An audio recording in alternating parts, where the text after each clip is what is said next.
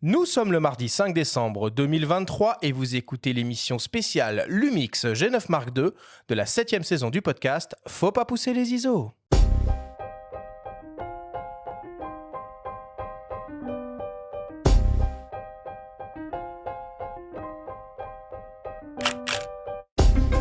Bienvenue sur Faut pas pousser les ISO, le podcast hebdo pour tous les passionnés de photos et de vidéos.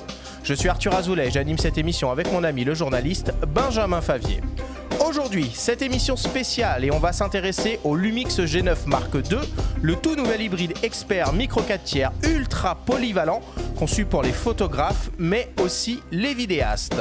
6 ans après le lancement du premier G9, Lumix intègre ce qu'il sait faire de mieux dans cette seconde génération pour en faire le boîtier micro 4 tiers le plus abouti qu'ils aient jamais réalisé.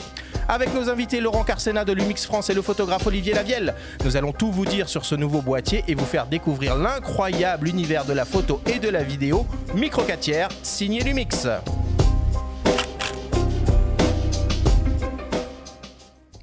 Et ben c'est parti, 3e émission spéciale de cette 7e saison. Comment vas-tu, Benjamin ? Ça va bien, Arthur, c'est cool, hein. Il n'y a pas que le plein format dans la vie, finalement. Et ouais. On reçoit de nouveau, et pour notre plus grand plaisir, la team Lumix, pour parler de leur dernier petit bébé, le G9 Mark II, après avoir déjà réalisé des émissions spéciales. Tu t'en rappelles évidemment sur le GH6, micro 4 tiers également, et plus récemment sur le S5 Mark II. Lumix ne s'arrête donc jamais et joue réellement désormais sur les deux tableaux, le full frame et le micro 4 tiers. Pour l'occasion, aujourd'hui, nous recevons pour la première fois dans ce podcast et à nos micros Laurent Carcena, le responsable formation de Lumix France. Bonjour à toi, Laurent. Bonjour à tous. Et nous retrouvons pour notre plus grand plaisir le photographe Olivier Lavielle, avec qui nous avons réalisé la saison dernière une super émission sur les spotters et la photographie d'avion. Comment vas-tu, mon ami Olivier ? Ça va super. Comme à chaque fois qu'on est là. Alors Olivier, si tu le veux bien, je vais te représenter à nos auditeurs. Donc toi, tu as un parcours assez atypique. Tu es auteur-photographe, pilote d'avion et mécaniquement grand voyageur. Tu occupes actuellement le poste de chargé de communication pour la promotion du patrimoine chez Air France. Et avant cela, tu as été directeur de la photographie, réalisateur, manager d'un groupe de hip-hop, photojournaliste et consultant en création artistique. On retrouve tes photographies dans les galeries Yellow Corner partout dans le monde et tu es ambassadeur Lumix depuis plus de 8 ans. Tu es aussi, depuis 2021, le président du prix de la photographie aéronautique Jacques Balzan de l'Aéroclub de France, l'un des plus anciens prix photo qui date du début du XXe siècle. Olivier, est-ce que l'édition 2024 du prix Jacques Balzan est ouverte et est-ce qu'on peut participer ? Elle est ouverte et on va la laisser ouverte jusqu'à fin janvier parce que j'avais pris un peu de retard sur l'organisation de tout ça et je voulais que les gens se sentent à l'aise avec une temporalité qui soit un peu plus large. Voilà, donc c'est ouvert, c'est directement disponible sur le site de l'Aéroclub de France. Il suffit de le taper dans Google et puis on glisse les photos avec lesquelles on veut participer dans le petit outil qui est dédié à ça. Et puis, avec un peu de chance, au mois d'avril, quelqu'un, peut-être un de vos auditeurs, sera primé. Voilà, avec grand plaisir. Ça veut dire que tout le monde peut participer, en gros. Absolument. Et la seule condition, c'est de faire de la photo aéronautique, évidemment. Et Laurent, est-ce que Lumix sera partenaire de l'édition 2024 de ce prix ? Ça fait 2 ans qu'on est partenaire, il n'y a pas de raison que ça continue pas. Bon, c'est formidable. C'est quoi le mieux pour la photo aéronautique ? C'est plein format, micro 4 tiers. Tout de suite, les pieds dans le plat. Ou les deux, on peut dire les deux aussi. Les deux, mon capitaine. Quelque chose qui ferait de la photo, ça serait déjà pas mal. Ouais. Alors, aujourd'hui, donc, on va s'intéresser à la nouveauté du moment, évidemment, le Lumix G9 Mark II, équipé d'un capteur donc au format micro 4 tiers.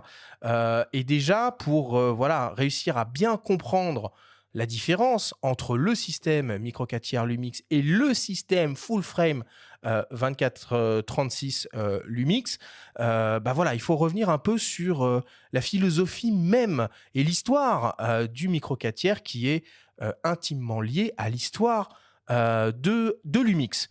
Laurent, chez Lumix, vous proposez des boîtiers micro 4 tiers, les Lumix G, des boîtiers 24-36 mm, les Lumix S. Est-ce que tu peux nous expliquer les différences fondamentales qu'il y a entre ces deux systèmes ? Alors, je pense que d'abord, il faut faire revenir un tout petit peu sur l'histoire de Lumix, que Lumix est, mine de rien, une marque qui reste relativement jeune, mais malgré tout ça, on a été les premiers à lancer en 2008 de l'hybride, à l'occurrence, à l'époque, avec du micro 4 tiers. C'était, alors pour ceux qui se rappellent, les Lumix G1, GH1 sont venus un petit peu plus tard, les GF1. La différence fondamentale était qu'on avait intégré dedans un capteur 4 tiers, c'est-à-dire un capteur qui était nettement plus grand que ce qu'il y avait dans tout ce qui est compact et bridge à l'époque. Je vous épargne les smartphones parce que on en était loin. Déjà à l'époque, on parlait pas encore complètement de photos dans les smartphones, mais la philosophie était de faire un boîtier qui soit le plus simple possible avec le niveau de qualité d'un grand, on va dire. Ça, c'était l'idée fondamentale. Donc, on a conçu ça en accord avec, en collaboration, on va dire même plutôt, avec Olympus en 2008, avec ce premier micro 4 tiers qui est sorti donc à la fin de l'année. Et cette philosophie disait... on va surtout faire en sorte d'avoir un écosystème logique. C'est-à-dire...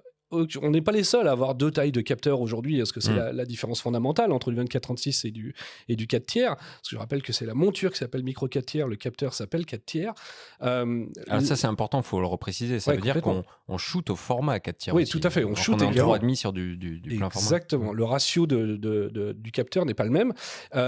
Et ce choix, à l'origine, était que la différence fondamentale en termes de qualité entre ça et un APS-C était tellement minime que ça n'avait pas spécialement l'intérêt de passer sur une taille de capteur plus grande, d'autant plus que à quoi bon avoir des objectifs plus gros si le boîtier est plus petit ? Parce que le principe de base même de l'hybride, c'était d'avoir des boîtiers plus compacts. On l'a un peu oublié. Hein, oui, complètement.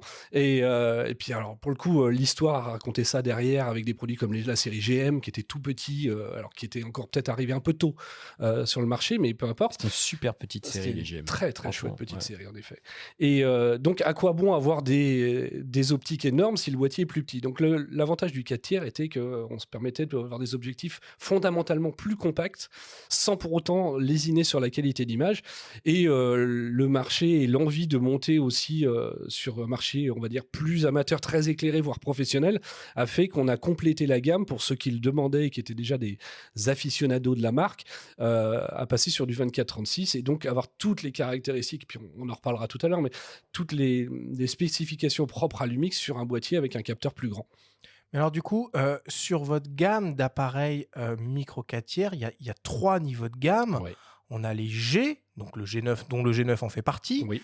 On a les GH, donc le GH6 fait partie, qui sont, si j'ai bien compris, plus orientés pour un usage vidéo. Et il y a aussi les GX. C'est quoi, du coup, les positionnements de ces 3 gammes ? Alors, le paradoxe, c'est que les dénominations de gamme sont pourtant très claires. La série G, on va dire qu'elle a un look, c'est entre guillemets de petits réflexes, c'est-à-dire des looks très rassurants, avec une prise en main très confortable. Donc viseur sur le dessus, aligné sur l'optique. Exactement, avec un bon grip sur le côté et un look rassurant avec la sensation qu'il y a un prisme, même si on sait très bien qu'il n'y en a plus sur le dessus. Donc vraiment un look à l'ancienne, entre guillemets. Les GX sont des appareils avec des... très compact, donc pour le coup avec la volonté d'avoir des looks un peu néo-rétro, un peu vintage, ouais, c'est ça, façon télémétrique avec le exactement. viseur donc, sur le côté. Le grip est beaucoup moins prononcé, le viseur est sur le côté, le boîtier est beaucoup plus compact, et les GH qui eux par histoire sont des boîtiers vidéo. Même si, évidemment... on va en reparler de ça, parce que bon, le G9.2, il y a 2-3 trucs à dire. Je vois pas du tout de quoi vous parlez.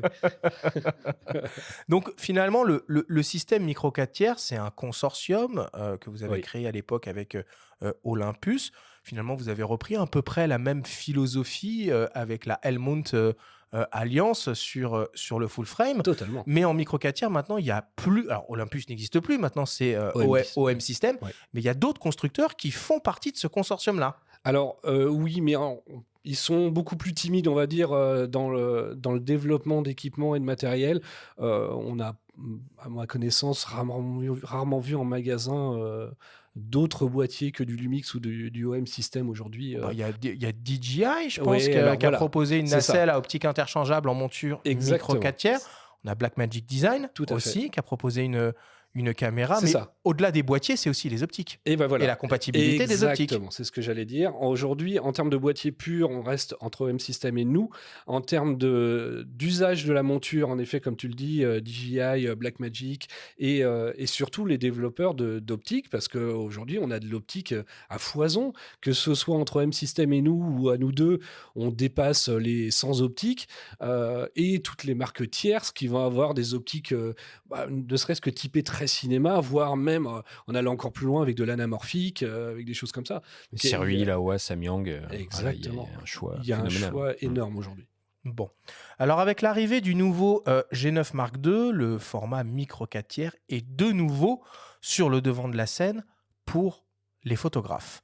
Par contre, il l'a toujours été pour les vidéastes avec les séries mythiques des GH5 et des GH6. On vous propose d'écouter le témoignage de Nicolas Morvan de la boutique spécialisée Miss Numérique nous parler finalement du profil des utilisateurs de boîtiers micro 4 tiers. On l'écoute. Déjà en micro 4 tiers, sur Lumix, il y a quand même de très gros aficionados au niveau de la vidéo, puisque tous ceux qui se sont lancés en vidéo ont eu un GH, ou presque, qui ont apporté vraiment énormément de choses, qui n'avaient portaient pas obligatoirement les pleins formats en termes de codec, de format et surtout, à des budgets extrêmement abordables. Puis aussi, il y a, la compacité. On était, sur le salon de Montier en DER avec Panasonic et c'est vrai que le G9 II a rencontré un énorme succès. Déjà, bon, sur le salon de Montier, c'était bien entendu des gens qui étaient un peu très intéressés par l'animalier, donc par les avantages du micro 4 tiers en animalier, mais aussi par l'autofocus de phase. Enfin intégré un boîtier micro 4 tiers chez Panasonic. Donc il est vrai qu'on avait beaucoup de personnes qui avaient du G9 ou qui avaient même du GH6 ou qui avaient ces boîtiers et qui sont passés sur le G9 II pour avoir l'autofocus de phase et donc la reconnaissance des animaux et tout ce qui va avec et qui est extrêmement efficace sur le G9 II. Il y a vraiment juste quelque chose qui va dans tous les cas se retrouver, c'est que c'est vraiment des gens qui trouvent ça pratique d'avoir du micro 4 tiers et beaucoup plus engageant par la praticité, par la compacité, par le fait que ce soit léger. Ça, c'est ce qu'on retrouve dès qu'on discute avec n'importe quel utilisateur du micro 4 tiers, que ce soit des vidéastes ou des photographes animaliers. C'est vraiment la compacité qui prime. Et c'est vrai que c'est aussi aujourd'hui ce que recherchent fortement les utilisateurs de micro 4 tiers, que ce soit en animalier ou même sur d'autres pratiques. Donc, si je devais donner les 3 critères, c'est vraiment le prix, premièrement, parce que c'est vraiment un premier prix d'entrée, mais sans pour autant rogner sur la qualité. Ensuite, c'est vraiment la compacité et surtout le fait que c'est pratique à transporter, puisque avec la compacité, il y a aussi le poids. Et quand on a 4 optiques plus un boîtier dans un sac et que ça fait moins de 3,5 kg, alors que l'équivalent en plein format est aux alentours des 5-6 kg, bah, tout de suite, ça fait quand même aussi un grand gain. Le prix, la compacité, le poids, donc ça, c'est les 3 arguments que Nicolas soutient en faveur du micro 4 tiers. Olivier, je me tourne vers toi. Est-ce que tu te souviens de ton premier boîtier Lumix micro 4 tiers et qu'est-ce qui t'avait séduit à l'époque ? Alors j'en ai eu plusieurs. Je me souviens très bien du GH4. À l'époque, je faisais beaucoup de cinéma encore et effectivement, la série GH, c'était vraiment des appareils photo qui étaient faits pour le cinéma. Ça l'est toujours d'ailleurs, hein. On a une progression qui est complètement invraisemblable. Je pense qu'on en parlera tout à l'heure avec le fameux G9 Mark II. Et ce qui m'avait séduit vraiment avec ces boîtiers-là, c'est exactement ce que vient de dire notre collègue de Miss Numérique. C'est le poids, l'encombrement et l'efficacité de ces boîtiers. Donc effectivement, quand on passe, à l'époque, moi je travaillais avec des gros Nikon D800, D850. Quand on passe du réflexe au mirrorless, il y a quand même un petit temps d'adaptation. Il y a quelques différences qui sont dues à la taille du capteur, évidemment, ça c'est mathématique, on peut rien y faire. Mais dans 90% des cas, avoir un appareil photo plus petit, plus pratique et plus utilisable sur le terrain, bien, ça change tout en fait. Et quand on en arrive au G9 Mark II, tel qu'on va en parler aujourd'hui, on est à la quintessence même du rapport poids-efficacité d'un appareil photo. Et ça, c'est super intéressant. Ça veut dire que, parce que là tu parles de ton premier ou des premiers jets que tu as utilisés, aujourd'hui tu continues à le faire. C'est-à-dire qu'en complément d'un système 24-36, tu peux tout à fait imaginer avoir un micro 4 tiers, quoi. Non seulement j'imagine, mais je l'ai toujours. Le G9 m'accompagne partout. D'abord parce que on va en parler tout à l'heure, mais grâce aux capacités vidéo du G9 Mark II, ça va devenir très rapidement une petite caméra de cinéma que je vais avoir en permanence avec moi, avec monté dessus un nanomorph de l'AEWA 1.5. Et puis parce que sur de l'animalier, du sportif ou du meeting aérien, comme on l'a évoqué tout à l'heure, ça reste une arme absolument incroyable. 70 images par seconde, tu montes là-dessus un 100-400, avec le doubleur en plus qui vient avec la nouvelle génération de 100-400, on monte à 1600 mm macro en plus de ça, donc ça devient super intéressant. Pour faire de l'animalier, par exemple, c'est complètement invraisemblable. Et avec le nouvel autofocus qui est monté à l'intérieur, vous chopez directement, même avant d'avoir vu l'animal, l'oiseau dans un arbre ou peu importe ce que vous allez shooter, l'appareil photo a déjà fait la mise au point sur la rétine de l'animal. Donc on est sur quelque chose d'absolument incroyable, et quand on sait la difficulté que c'est que de faire par exemple de l'animalier ou même du meeting aérien avec un plein format, monter dessus un 600 mm, par exemple le 6600 de Sigma, qui est une merveille entre parenthèses, mais qui pèse presque 3 kilos, on voit de suite l'intérêt d'avoir ce genre de petit boîtier.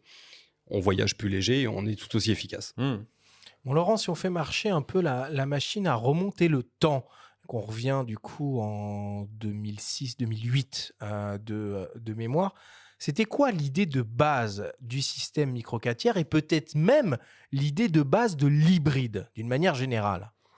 Alors, ça, c'est intéressant comme question. L'idée de base, elle était de proposer une alternative au réflexe, on va dire simplement. Parce que les ingénieurs, quelque temps avant, se sont rendus compte d'une chose, c'est que en numérique, le miroir, il n'est pas obligatoire.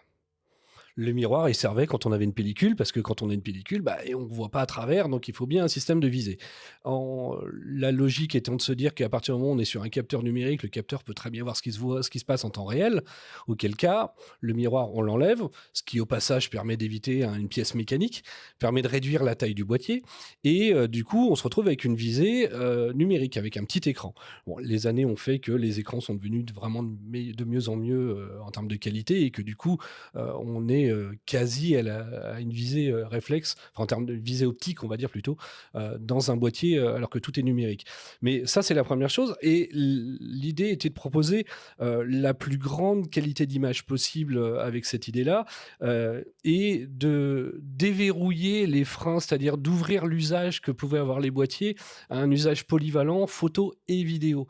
Quelque chose que le réflexe pour lequel c'était compliqué, du fait qu'il fallait relever le miroir, on se retrouvait à ne plus avoir d'autofocus ou quasiment plus, etc. Et ça nous a ouvert la possibilité de développer des technologies propres à l'hybride que ne pouvait pas faire le réflexe à l'époque. Je pense à une chose toute simple, mais ne serait-ce que la stabilisation du capteur, qui en réflexe, même en réflexe numérique, était quelque chose de quasi inexistant sur le marché. Enfin voilà, ça c'est des exemples, mais il y en a plein d'autres évidemment. Ok. Alors, on l'a déjà évoqué, hein, le G9 Mark II a été lancé à la fin de l'été, hein, tout récemment. Il est à peine disponible dans les magasins. Et du coup, il est sorti 6 ans après le G9 première génération, qui était déjà à l'époque un boîtier, une petite révolution, puisque c'était le premier appareil très expert, voire professionnel, conçu pour les photographes, développé par Lumix. Nous avons demandé à Mathilde Lécuyer, la chef de produit Lumix, de nous raconter finalement l'épopée de la série Lumix G9. On l'écoute.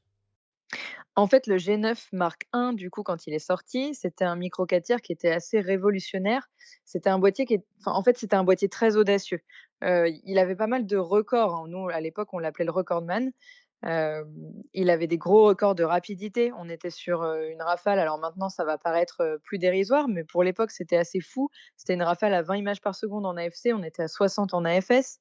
Il a été le premier à sortir le mode haute résolution à 80 millions de pixels, ça vient de lui aussi.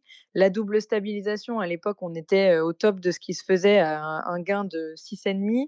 On avait un viseur extrême au niveau de la définition, on était à 3,6 millions avec un grossissement incroyable. Donc c'était vraiment un boîtier qui était très orienté photo. Alors le truc, c'est que le G9 Mark II, il est dans la lignée du G9. Le G9 étant très audacieux ou ayant été très audacieux à l'époque, le G9 Mark II, il pouvait pas sortir sans être lui aussi très audacieux, parce que c'est la marque de fabrique de la série G9. On a quand même laissé au S5 Mark II la primeur de l'autofocus hybride phase et contraste, mais le G9 Mark II est quand même le premier micro 4 tiers à avoir intégré cet autofocus hybride. Et pour cause, il en avait besoin puisqu'il a lui, été, doté d'une rafale encore plus extrême, puisque là on est à 60 images par seconde, mais plus en AFS, en AFC. Le mode haute définition 100 millions de pixels, c'est tout bête, hein.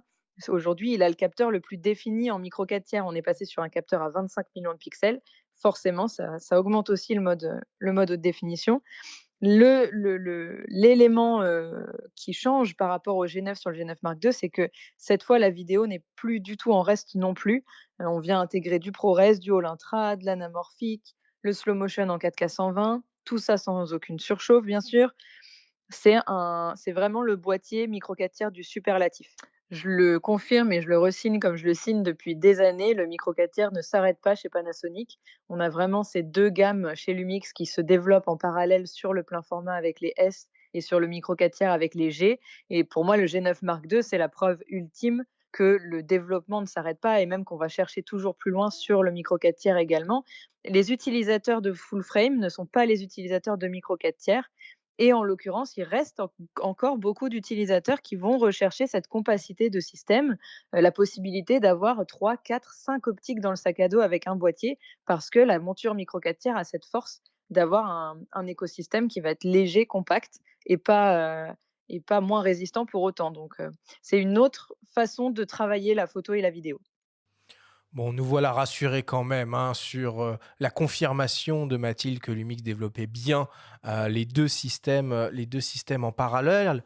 On le voit quand même, Laurent, quand on écoute cette histoire, que le G9 Mark II, finalement, il voit un peu plus large, un peu plus grand que le G9 en termes de profil d'utilisateur. Ouais, complètement. Alors déjà, c'est clairement un boîtier qui nous avait été beaucoup demandé pendant des années par tous les... 6 ans quand même, Oui, les c'est gars. ça. Je suis pas ingénieur. Mais, Mais tiens, précisons un truc. 6 ans. Parce que c'est bien aussi de ne pas renouveler trop vite les boîtiers finalement.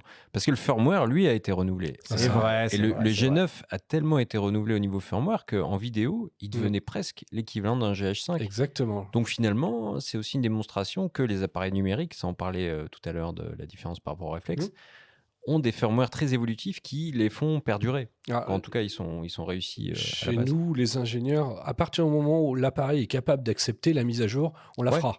Donc, comme tu le dis, hein, la mise à jour 2.0 du G9, elle l'a complètement transformé. C'était un boîtier très photo, c'est devenu un boîtier vraiment, pour le coup, le terme hybride marche bien. Photo et vidéo. Si je peux me permettre, juste rebondir là-dessus, c'est la démonstration aussi de la durabilité de ces boîtiers. Ah oui. Moi, j'ai eu le tout premier, hein, puisqu'on avait travaillé avec les équipes du Japon et les ambassadeurs européens à la fabrication de l'ergonomie justement de ce G9. Et le Japon nous avait offert un G9, donc je l'ai depuis le début. Et il marche encore très très bien. Et pourtant, j'ai fait toutes les manifs de Gilets jaunes avec. Il a tout pris. Les LDB, les grenades de désencerclement, les canons à eau, etc. Il marche parfaitement bien. J'aimerais rebondir sur ce qu'on disait tout à l'heure à propos du miroir du réflexe. J'en ai pété 2, moi, hein, sur mes réflexes de ces miroirs. C'était fragile. D'ailleurs, il y avait toujours cette question invraisemblable, enfin, qui était d'ailleurs assez honnête, finalement, quelque part, où à chaque fois qu'on en vendait un d'occasion, on nous demandait combien il y avait de clics. Aujourd'hui, ça se pose plus, cette question-là. Ces boîtiers-là, le G9, il a 5 ans, 6 ans. Il a 6 ans. Il a 6 ans. Et il est increvable. C'est un tank. Voilà. Donc, il y a aussi ça, et c'est un peu dans l'air du temps aussi. Et je pense que c'est quelque chose sur lequel on devrait un peu travailler. D'ailleurs, on va en parler avec le G9 Mark II, puisque le G9 Mark II, aujourd'hui, il partage les mêmes batteries, les mêmes grippes avec le S5. Exactement. Donc là, on est dans vraiment une philosophie de développement durable, et la fiabilité de ces boîtiers fait que on l'achète aujourd'hui, on peut le garder 10 ans sans avoir aucun problème. Bien sûr, et le G9 est toujours d'actualité d'ailleurs. C'est-à-dire qu'il est toujours en vente. Alors évidemment, le prix n'est plus le même que celui de l'origine, mais il est toujours en vente. Il n'est pas ridicule du tout sur le marché, même très loin de là. D'ailleurs, pour confirmer ce que disait Nicolas Morvan, avec qui on était sur le salon de Montier-Ander, le G9 reste un produit complètement d'actualité, super efficace. Il s'en est vendu plein. Et je dirais que, hormis le fait qu'il y ait une prise USB 3 sur le côté, ce qui peut vaguement témoigner de son côté qu'il a 6 ans, je dirais que techniquement parlant, il a rien à envier à ce qui existe encore aujourd'hui sur le marché. Ça reste un produit qui est top. Mais pour compléter, voilà, ce que tu me demandais sur le G9 Mark II, il va s'adresser aussi aux créateurs photo-vidéo qui veulent un outil ultra polyvalent qui va tout intégrer, la fois la photo et la vidéo, de façon la plus légère possible, comme le disait Mathilde d'ailleurs, la plus compacte possible, avec des longues focales qui sont particulièrement compactes pour le coup. Je pense au fameux 100-400 dont tu parlais, Olivier. Et voilà, aux vidéastes qui veulent un outil ultra maniable, réactif, avec un AF qui fonctionne extrêmement bien et qui, encore une fois, même s'il est jeune chez nous, ne demande qu'à évoluer via les fameuses mises à jour. Donc voilà, le G9 Mark II, il a déjà commencé à trouver son public. Et, Olivier, toi, en tant qu'ambassadeur Lumix, bon, tu as accès au système micro 4 tiers, mais tu as accès aussi au système full frame. Honnêtement, c'est pas un peu frustrant d'utiliser le micro 4 tiers quand tu pourrais avoir des choses très similaires, voire quasiment similaires en full frame? C'est deux outils complètement différents. En fait, on va se retrouver avec des utilisations qui vont être très ciblées. Enfin, en tout cas, moi, dans mon activité professionnelle, j'ai vraiment deux utilisations différentes de ces boîtiers. Le full frame va me servir à faire des photographies dans le cadre de mon activité d'artiste photographe, donc des choses qui sont très définies, qui vont pouvoir être imprimées sur des grands formats. Par contre, le micro 4 tiers, moi, je vais m'en servir beaucoup pour l'animalier, le sportif, sur des choses sur lesquelles j'ai pas besoin d'aller sur des grandes impressions. Ça, c'était un petit peu la question toujours qui se pose, en particulier à Montier-en-Der. Les gens viennent me voir et me disent: ah oui, ça serait pas mieux d'avoir un plein format. Si les deux existent, c'est qu'ils ont des avantages et des inconvénients tous les deux. Donc, il est évident que, vu la gamme de prix sur lesquels on s'engage sur les pleins formats, ils sont forcément mieux à certains égards. Maintenant, la question qu'on pose et que je pose systématiquement à ces gens-là, c'est: qu'est-ce que vous faites de vos photos? Alors, la plupart du temps, les gens me disent: ah ben, les photos, je les mets sur un disque dur. Bon, alors déjà, va se poser la question de savoir si vous n'avez pas besoin d'un téléphone plutôt dans ce cas-là, plutôt que d'un appareil photo. C'est ce que je leur dis. Si moi, je vais faire de la photo animalière, par exemple, pour National Geographic, et que dans le meilleur des cas, les types me disent: on adore ta série de photos, on va les imprimer dans notre magazine, ils vont me les imprimer sur du format A4. Et le format A4, c'est 8 millions de pixels. Est-ce que j'ai vraiment besoin d'arriver avec une arme de destruction massive, avec un objectif à 12 000 €, une espèce de boîtier qui va coûter 6 000 balles, pour faire des trucs qui vont être imprimés sur du format A4? Ou est-ce que j'ai besoin plutôt d'être efficace avec quelque chose qui va me permettre d'aller chercher de manière très qualitative de l'image qui serait très loin? Puisqu'évidemment, si on parle de l'animalier, on va quand même parler d'animaux qui sont relativement loin, et j'ai besoin d'un fort pouvoir de grossissement. Et effectivement, le micro 4 tiers là-dessus, il va se débrouiller, mais alors tellement mieux que n'importe quel plein format, dans la mesure où je vais être plus léger, plus pratique et beaucoup moins cher sur mon investissement. C'est ce que je leur disais à Montier, hein. Je leur disais: voilà, si vous voulez la même chose que le G9 Mark II avec son 100-400, c'est-à-dire équivalent peu ou prou 200-800 mm, bah, il va falloir que vous investissiez quasiment 12 000 € dans un set plein format. Et la différence de prix, eh bien, c'est vos 3 billets d'avion pour partir faire de la photo en Namibie. Donc, à chaque photographe, son outil. Et le micro 4 tiers, il a pleinement sa place. Mais ton raisonnement pour National Geo et les Luminon Pixel, ouais, entièrement d'accord, mais est-ce que ça veut dire que tu vas avoir le même pour tes tirages Yellow Corner, par exemple? C'est-à-dire que tu peux envisager de la photo animalière tirée chez Yellow Corner avec du micro 4 tiers? Oui, bien sûr, en fonction de la bonne exposition, de la bonne heure, etc. C'est sûr que si je commence à travailler sur des faibles luminosités, mathématiquement, un plein format va mieux se débrouiller avec une optique, avec des lentilles beaucoup plus larges, etc., qui prendront mieux la lumière. Maintenant, si moi, je connais mon travail et que je sais que je ne vais pas beaucoup travailler sur ce genre de qualité de lumière, je vais beaucoup mieux me débrouiller avec un micro 4 tiers. Encore une fois, ça, c'est le conseil qu'on peut donner à tous les photographes. Avant d'investir dans votre matériel, connaissez votre travail.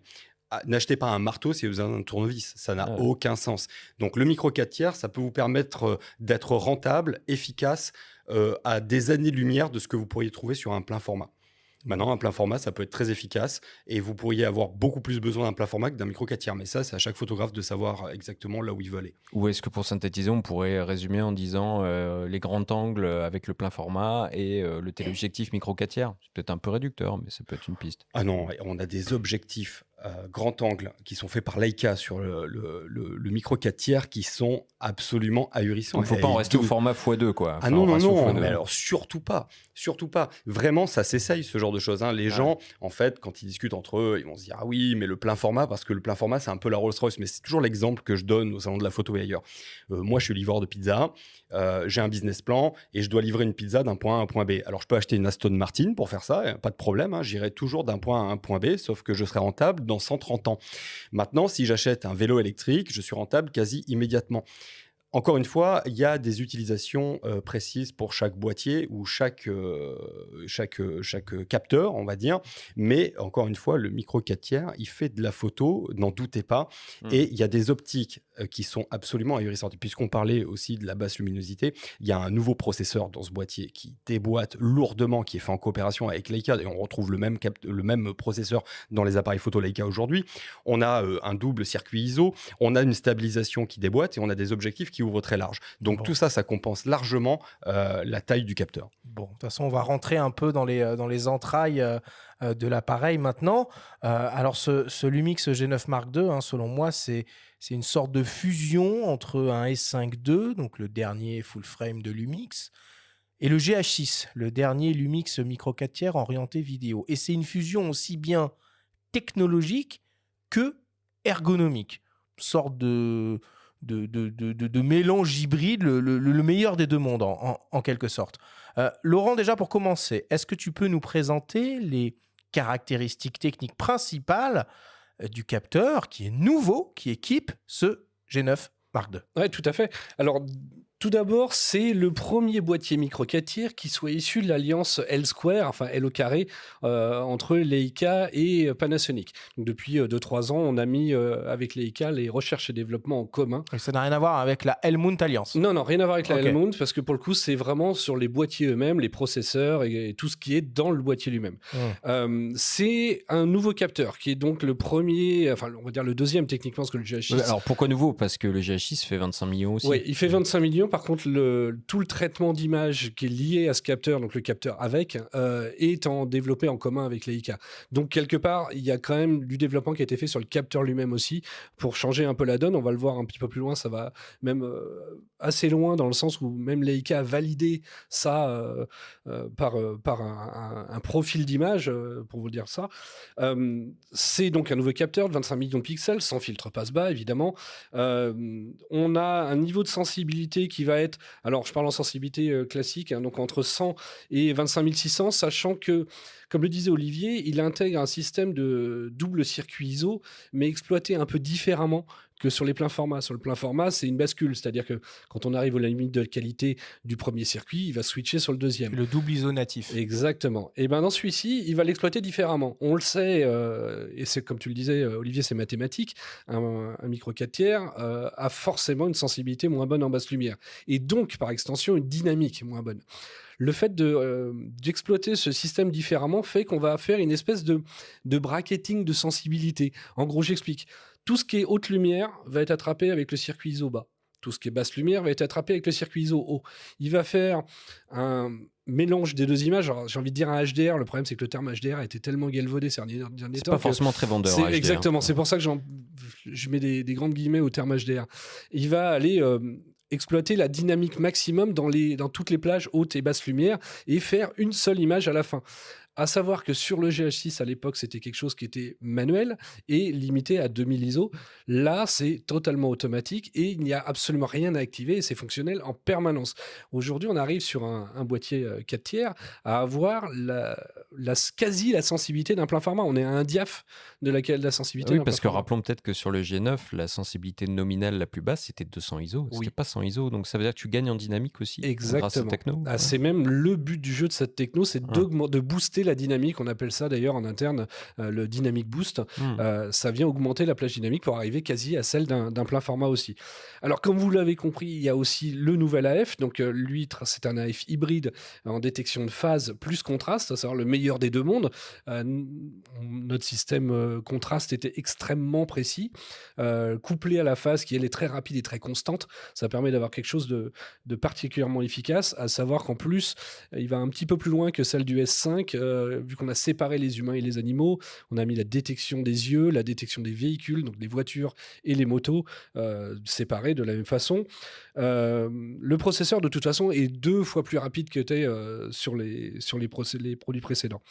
On a pour la partie photo aussi une rafale à 60 images secondes, comme on le disait, avec AF continu, 75 avec AF single, avec la possibilité de faire une pré-rafale. Alors, F-Single, on va juste expliquer peut-être. Hein. Mise Ça au veut dire point que c'est l'AF et l'exposition ne sont mémorisés que sur la première image d'une série, Exactement. c'est ça hein. Et en AFC, évidemment, c'est en continu. On a la possibilité donc de faire une pré-rafale qui peut être réglable jusqu'à 1 seconde et demie avant même le déclenchement. Mais Laurent, bon, l'actualité de la photo fait qu'on s'intéresse particulièrement aux technologies de capteurs en ce moment. Donc, effectivement, nouveau capteur, 25 millions de pixels. Vous restez à peu près complètement sur la même définition. Oui. On intègre cet autofocus phase contraste. Par contre, voilà, les technologies de capteurs rétroéclairés, de capteurs empilés ou même de global shutter, sont pas présentes sur ce boîtier. Est-ce que tu as une explication? On a presque la sensation que c'est un poil timide tout ça, quoi. Alors non, je suis pas dans le secret des dieux des ingénieurs. Hein. Mais non, en effet, on n'a pas ce capteur rétroéclairé ni capteur empilé. Est-ce que l'alliance des deux a fait qu'aujourd'hui, on n'avait pas ce besoin, entre guillemets, vu au niveau testez-le, hein, le G9 Mark II, le niveau de qualité d'image est phénoménal. Enfin, pour un boîtier, encore une fois, avec un capteur entre guillemets petit, ce qui n'est pas si petit que ça. C'est quoi? On va poser la question à Olivier, hein, parce que mathématiquement, à 25 ou 24 millions de pixels, avec un capteur micro-capteur, on a des pixels qui sont plus petits. Ça, c'est une évidence. Et généralement, sur le papier, en tout cas, qui dit pixels plus petits, dit dynamique en retrait et montée du bruit plus importante. Olivier, toi, tu travailles aussi bien avec le S5 II que le G9 II. Qu'est-ce qu'il en est de la montée en ISO et de la dynamique proposée sur le G9 Mark II? Alors, c'est excellent. C'est ce que je disais tout à l'heure. Il est évident qu'on ne peut pas comparer un micro 4 tiers avec un plein format. Ça n'a pas de sens parce que le plein format a des qualités, en particulier sur la basse lumière, qui sont bien meilleures que le micro 4 tiers. Cependant, pour un micro 4 tiers, il est très en avance par rapport à tout ce qu'on a connu sur le micro 4 tiers. Le G9 Mark II, il est bluffant. La dynamique, elle est invraisemblable. Et la gestion du bruit, on arrivera toujours à avoir un bruit numérique qui apparaît avant le plein format, mais on est déjà bien au-delà de ce qu'on connaissait avec les micro 4 tiers de génération précédente. Genre, entre le G9 et le G9 II, il y a un gap qui a été franchi. Ah, complètement. Ouais. Peut te dire par exemple, pour te donner une idée un peu du traitement d'image qui est sorti par le L-Square, on a un fichier qui fait quasiment 10 MO de plus en sortie de G9 qu'en sortie de S5 Mark II. Donc on a vraiment une qualité d'image qui est implémentée dans le G9 Mark II. Par ailleurs, j'aimerais sortir un petit peu de la marque et dire aux auditeurs qu'il faut vraiment plus avoir peur du bruit numérique parce que l'intelligence artificielle est arrivée par là. Et là, hier, j'ai testé le Topaz sur la gestion du bruit. C'est invraisemblable. C'est-à-dire, j'ai retrouvé des photos complètement claquées que j'avais fait avec des appareils photo nullissimes quand j'ai commencé la photographie. Ça m'a rattrapé le coup. C'est un truc de fou. Donc là, maintenant, on a des fabricants qui vont vous proposer des outils dont on vous a dit toutes les qualités tout à l'heure, qui effectivement ont quelques défauts par rapport à d'autres outils qui vous coûteraient bien plus cher, mais qui peuvent être compensés maintenant et qui seront de plus en plus par l'intelligence artificielle. Et qui le seront probablement intégrés dans les boîtiers dans le futur, en plus. Ça, je sais pas, mais en tout cas, en ce moment, Adobe est même fait des prouesses à ce niveau-là, et on peut prendre des fichiers d'un FZ1000 ou d'un TZ100, et effectivement, en termes de réduction du bruit, c'est assez phénoménal. Mais pour en venir aux caractéristiques du boîtier et du capteur, il y a la possibilité désormais de faire des prises de vue haute définition à main levée. Oh, c'est un truc de fou. Et alors, est-ce que ça marche vraiment? C'est un truc de malade. C'est un truc de malade. Alors déjà, avec le G9, quand ils ont sorti le G9, Lumix, moi, je faisais beaucoup de photographies qui sont destinées à être dans des galeries, donc imprimées sur des grands formats qui vont jusqu'à 2,80 m. Et j'avais pris le pari de laisser de côté le réflexe que j'utilisais à l'époque pour utiliser le mode haute définition du G9. Alors, il y avait une contrepartie, c'est-à-dire que pendant la durée du mouvement du capteur pour assembler les images, il fallait que mon G9 soit disposé sur un trépied. pour qu'il ne bouge pas. Et derrière ça, il fallait que je trouve des astuces. Donc, je me mettais à très, très grande ouverture pour avoir un bokeh phénoménal pour que les arbres qui sont derrière, eh bien, s'il y avait eu un coup de vent, on ne voit pas le flou de bouger. Avec le S5 Mark II et maintenant avec le G9 Mark II, ce mode est passé à main levée. Alors, je ne sais pas comment ça marche. Alors, a priori, Laurent va mieux vous l'expliquer, mais moi, personnellement, je me fous de savoir comment ça marche. de la photo.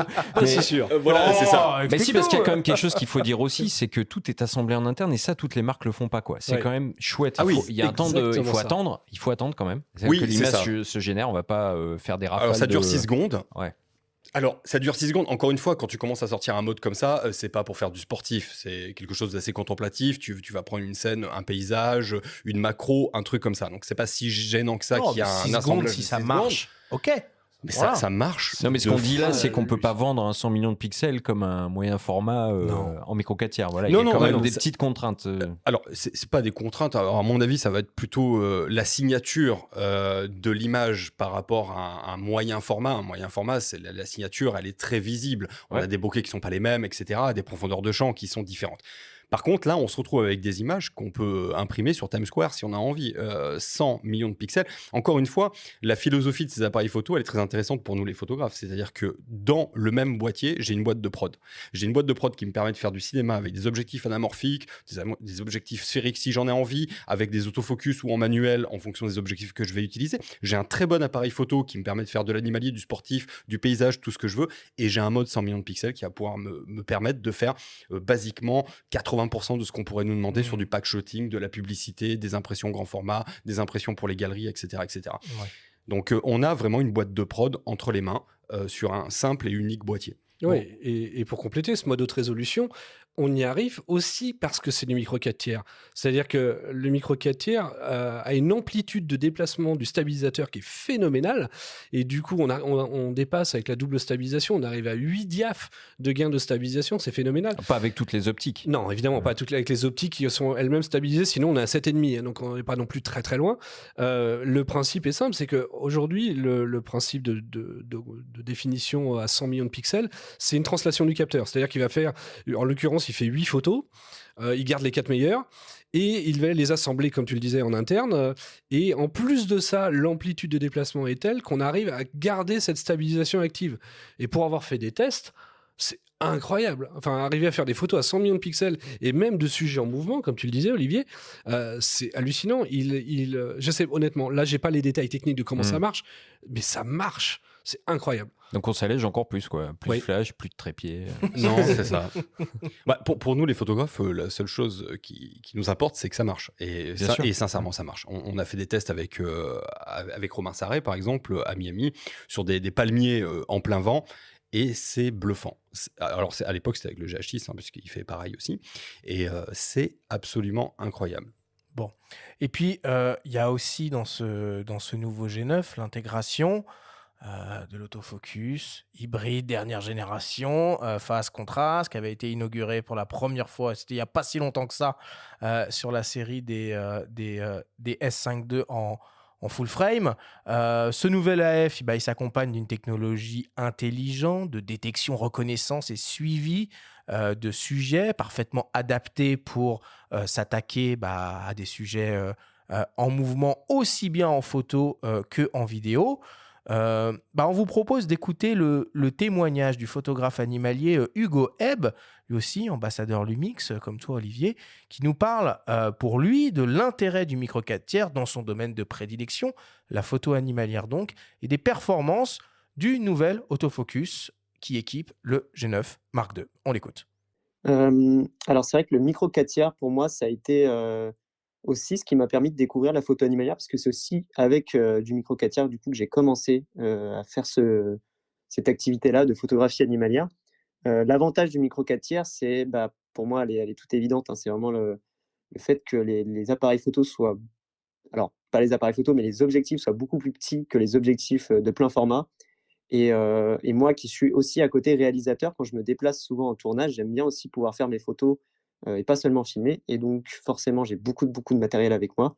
Et le fait est d'avoir un 100-400 mm équivalent 200-800 dans un sac qui est du coup 3 fois, voire 4 fois moins lourd qu'un objectif de plein format, c'est hyper pratique. Et puis c'est surtout que, en fait, je m'en suis rendu compte très vite que sur le terrain, il y a assez peu de différence, hein, finalement, sur le rendu des photos. Seuls des professionnels ultra aguerris pourront se rendre compte d'une véritable différence, mais n'importe qui sur cette planète, je suis sûr, vous leur montrer une photo prise en plein format et une en micro 4 tiers, ne verra pas de différence. Là où on va surtout avoir des différences, ça sera surtout sur la luminosité, où certes, ça peut être utile quand il faut se lever très tôt pour voir des animaux, mais sinon, la plupart du temps, pouvoir photographier avec un micro 4 tiers qui tient dans une main et sans avoir de crampes et sans avoir besoin de trépied, c'est juste hyper agréable. L'autofocus du G9 II, pour moi, il est juste dingue parce que c'est vrai que j'ai commencé du coup la photo avec l'ancien autofocus de Panasonic, donc par contraste.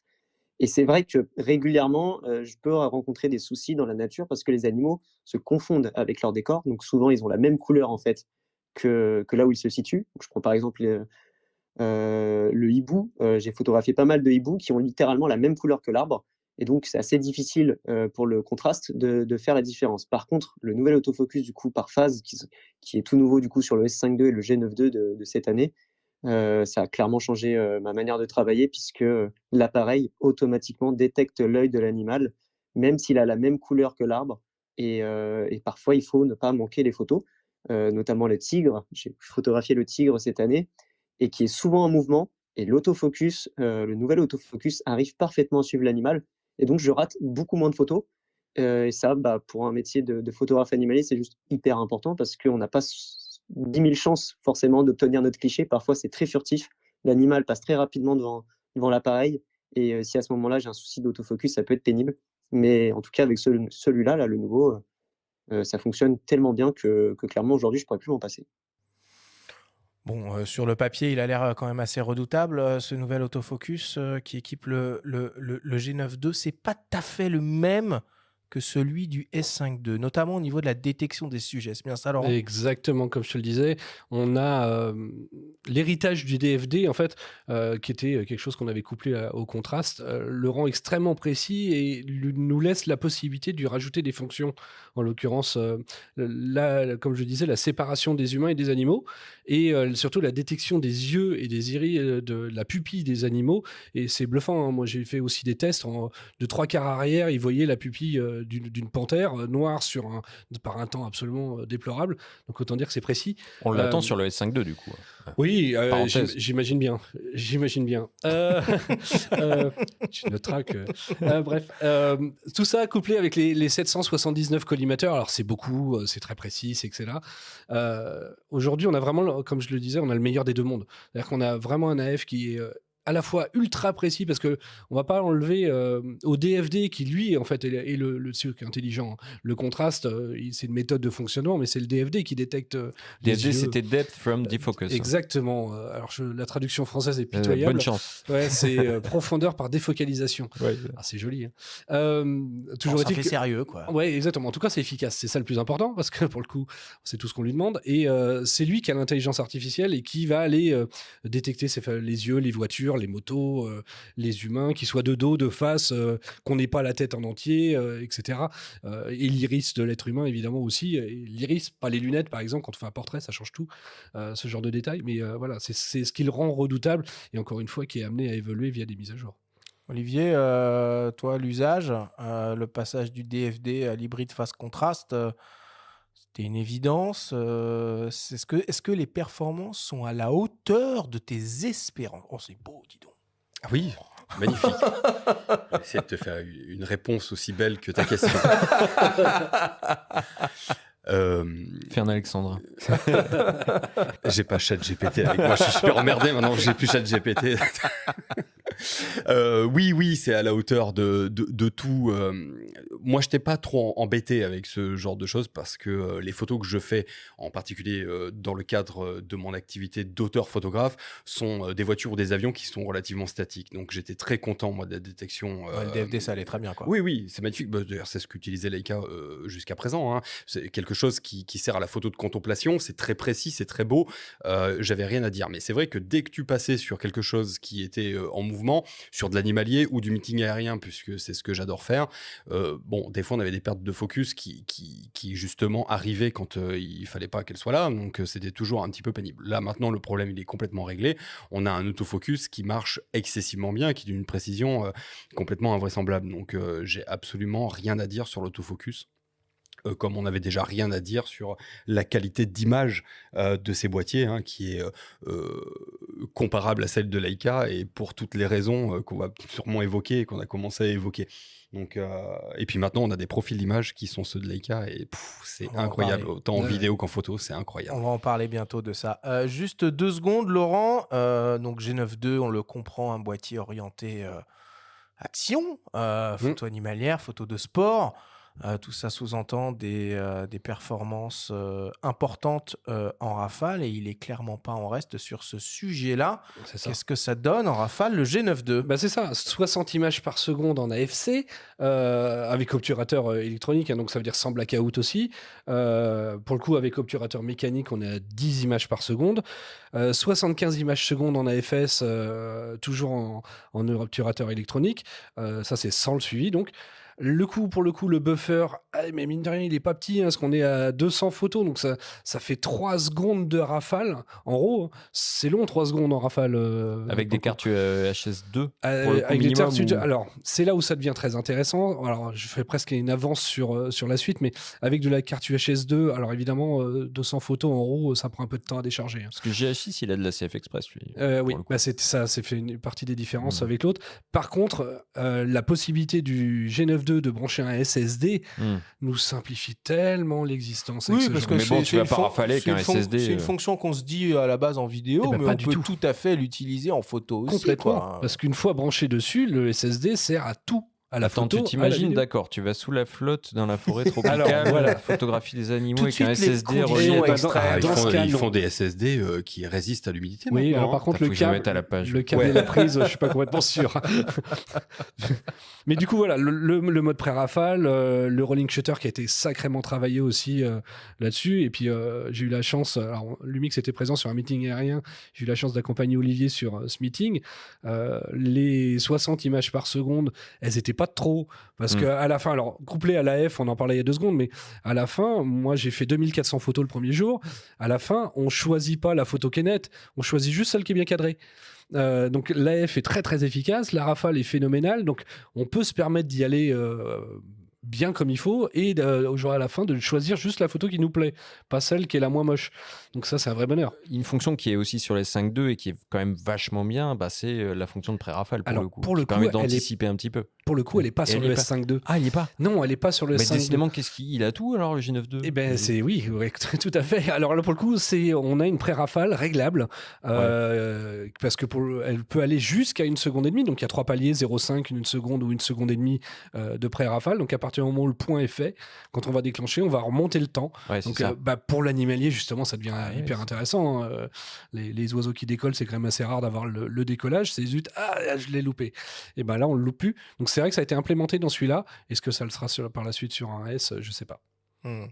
Alors, je reviens 2 secondes sur ce que tu avais évoqué, Olivier, qui est le résultat, en quelque sorte, de cette L-Square alliance entre Lumix et Leica. Bah, c'est finalement l'apparition de nouveaux styles d'image, profils d'image, on appelle ça comme on veut, notamment des modes monochromes, dont la réputation a l'air assez intéressante. Est-ce que tu as pu les tester, les modes monochromes du G9 II, toi qui aimes bien le noir et blanc, et est-ce que c'est convaincant? Alors, j'avais commencé à tester le dernier boîtier de Leica. Là, ils ont fait un boîtier qui shoot que en noir et blanc. Parce que quand on aime le noir et blanc, c'est quand même un petit peu la mecque, hein, Leica, là-dessus. Et bien, on se retrouve avec le même profil d'image dans le G9 Mark II. Ça s'appelle le Leica monochrome, qui marche aussi bien en photo qu'en vidéo. Et c'est incroyable. Alors, il y a plusieurs utilités à ça. D'abord, se faire plaisir, simplement, à faire de la belle photo en noir et blanc, direct boîtier, comme ça, où il n'y a absolument rien à retoucher. Pour la vidéo, c'est super intéressant, parce que si d'aventure, quelqu'un avait envie de faire un film en noir et blanc, c'est ce que j'ai l'habitude de dire, hein. Le noir et blanc, il y a 2 façons de l'utiliser. Ou on a fait des photos en couleur qui sont dégueulasses, on les fout en noir et blanc, et ça sort toujours vachement mieux, c'est vachement plus sympa à regarder. Ouais. Ou Cache-misère, alors, on ouais. fait vraiment du noir et blanc, et là, c'est vraiment un truc avec une technique et une gestion de la lumière qui est invraisemblable. C'est toujours un peu suréclairé, avec des contrastes qui sont très forts, donc il faut sortir des drapeaux, des trucs et des machins. Et c'est vrai que quand on veut filmer en noir et blanc, le profil Leica monochrome, il est incroyable. Déjà, directement dans son écran, on peut estimer justement la qualité du noir et blanc pour pouvoir gérer sa lumière, etc. On faisait ça hein, déjà en vidéo, on avait toujours un raccourci sur les GH6, les GH5, GH4 pour passer justement le mode de visée en noir et blanc pour pouvoir gérer la lumière et en particulier aussi les focus picking qui sont beaucoup plus visibles sur du noir et blanc hein, pour pouvoir contrôler sa mise au point. Mais là, on parle vraiment d'un profil vidéo Leica monochrome qui permet de shooter directement en noir et blanc tout en travaillant sa lumière pour le faire ressortir de manière absolument indiscutable et c'est vraiment plaisant. Dans le même esprit, je trouve dommage qu'il n'y ait pas le ratio 65-24 qui avait été mis sur les Lumix S qui rappelait le X-Pan. Oui, après, rien n'empêche, Bon. quand on fait du RAW, on fait ce qu'on veut. Hein. Ouais, après on fait ce qu'on veut, c'est parce vrai. qu'il faut pas Mais tu oublier que cadres pas pareil, quoi. Exactement. Ah oui, alors il y a toujours des marqueurs de cadre hein, dans le boîtier. C'est-à-dire les marqueurs de cadre, c'est quelque chose qui à la base est réservé à la vidéo, mais on peut se mettre des lignes guides sur tous les formats possibles et imaginables dedans. Évidemment que le résultat final ne sera pas directement rendu avec ce ratio-là, mais on aura ces lignes guides qui permettront de faire le cadrage, etc. et de le faire en post-prod. Du coup, Laurent, tant qu'on en est à parler du format RAW et de ces profils d'images, est-ce qu'il est possible de récupérer ces profils d'images et de les appliquer en post-production sur du RAW, ou est-ce qu'il faut faire ce choix-là à la prise de vue et le mettre en dur sur un JPEG? Alors en fait, techniquement, tu peux faire les deux. C'est-à-dire que tu peux soit shooter naturellement en JPEG, soit faire un RAW plus JPEG et dérotiser directement dans le boîtier avec le profil de couleur qui t'intéresse, Ok. y compris le Leica monochrome, ou faire directement du RAW et le dérotiser dans le boîtier avec le Leica monochrome, qui Ok. est paramétrable. Bon, parfait, génial. Alors, maintenant, on va changer un peu de thématique, hein, même si on a commencé à en parler tout au long de notre discussion. On va parler des performances vidéo du G9 Mark II qui sont absolument pas en reste et surpassent même d'un certain point celle du GH6, le porte-étendard de Lumix jusqu'à présent dans le domaine de la vidéo en micro 4 tiers. On écoute Bernard Bertrand, un ami à toi, ambassadeur Lumix également, qu'on connaît bien, nous parler de l'intérêt de la vidéo que lui, il voit dans un boîtier micro 4 tiers. On l'écoute. Bah, alors écoute, pour moi, le micro 4 tiers reste et restera encore un moment, en tout cas, je trouve un produit, de choix pour la vidéo. Moi, j'ai commencé avec le GH4, après je suis passé sous le GH5 et encore aujourd'hui, je filme en micro 4 tiers pour beaucoup de raisons. D'abord, «l'encombrement» entre guillemets, même si effectivement des boîtiers comme le S5 II sont vraiment beaucoup plus, je dirais, portables que ne l'étaient, les S1 par exemple. Mais ça reste quand même vraiment, tout un écosystème beaucoup plus handy. Donc des boîtiers très compacts, des optiques aussi, elles, très compactes. Je me souviens par exemple du 1235 f2.8 qui était pour moi l'optique zoom, tout terrain. Et j'ai devant moi les 2 optiques phares que j'utilise non-stop maintenant avec du micro 4 tiers qui sont le 12-25 f1.7 et le 25-50, donc le grand frère, tous les 2 ouverture constante 1.7, et rien que ces optiques-là me feraient pencher vers, l'idée de sortir du micro 4 tiers, dans une prise de décision, quand je remplis mon sac. Là, je veux dire, la 4K 120 par exemple, qu'on avait aussi sur le GH6, la 4K 120 est exceptionnelle. Et là aussi, une petite parenthèse, il faut faire la différence entre ce qu'on appelle le VFR, donc la cadence variable, hein, et le HFR. Et la 4K 120, c'est de la HFR, donc du high frame rate. Ok, c'est du cinéma high frame rate. Ça veut dire qu'on va enregistrer 120 images par seconde et on va relire 120 images par seconde. Mais rien ne nous empêche d'amener ce clip dans la timeline et de faire un ralenti comme on a envie de le faire, et on va avoir une image extrêmement définie, une qualité d'image vraiment inégalée. La possibilité de filmer sur SSD, évidemment, c'est quelque chose que j'ai expérimenté aussi tout de suite. Ce qui est assez génial, c'est qu'on va pouvoir passer une journée entière de shooting. Il n'est pas rare que pour des clients, je fasse autant de photos que de vidéos dans la même journée ou sur le même week-end, par exemple. Donc, du coup, c'est très chouette de se dire, OK, là, tout part sur le SSD. Tout de suite, évidemment, des taux de transfert supérieurs à ce qu'on pourrait avoir sur une carte SD. Donc, vraiment, c'est une souplesse de travail, en tout cas dans un workflow professionnel qui est vraiment tout à fait abouti. Et puis après, on a effectivement vu implémenté sur le G9 Mark II, l'Apple ProRes par exemple. Donc là, on est dans des bitrates records. Je me souviens que quand à l'époque du GH5, si je me rappelle bien, on a vu, ou le GH4, on a vu apparaître le 400 mégabits par seconde, c'était déjà une révolution en soi. Là maintenant, on est au gigabit par seconde. Donc c'est pour moi effectivement vraiment, je dirais, un appareil qui s'adresse aux pros en fait. Bon, Laurent, on va pas se mentir. Globalement, ça va être très, très compliqué pour le GH6 maintenant avec ce nouveau G9 Mark II. Et d'autant plus depuis aujourd'hui, avec l'annonce d'une nouvelle mise à jour de firmware qui arrivera très prochainement et qui ouvre donc la porte au HDMI RAW sur le Lumix G9 Mark II. Oui, c'est vrai que ce qui manquait au G9 Mark II, c'était l'euro sur la HDMI. Mais alors, faut Il d'abord... lui reste le ventilo quand même au GH6. Oui, et Alléluia. c'est cool. Alors déjà, on va voir ce qu'il y a en commun déjà entre les deux, parce que pour le coup, c'est ça qui va faire vraiment le truc. Ils font tous les deux de la 5,7K en 60p, en 10 bits. De toute façon, c'est pas compliqué. Au format Move, il y a plus de 8 bits dans les deux, que ce soit l'un comme l'autre. On est capable de brancher un disque dur sur le port USB-C pour pouvoir faire de l'Apple ProRes directement en 422 HQ avec des débits, comme le disait Bernard, en l'occurrence qui vont jusqu'à 2 gigas à la seconde, donc c'est phénoménal, et ça jusqu'à de la 5,7K. Donc on est sur de la grosse définition et des énormes bitrates pour les gens qui font de la post-prod, c'est un bonheur.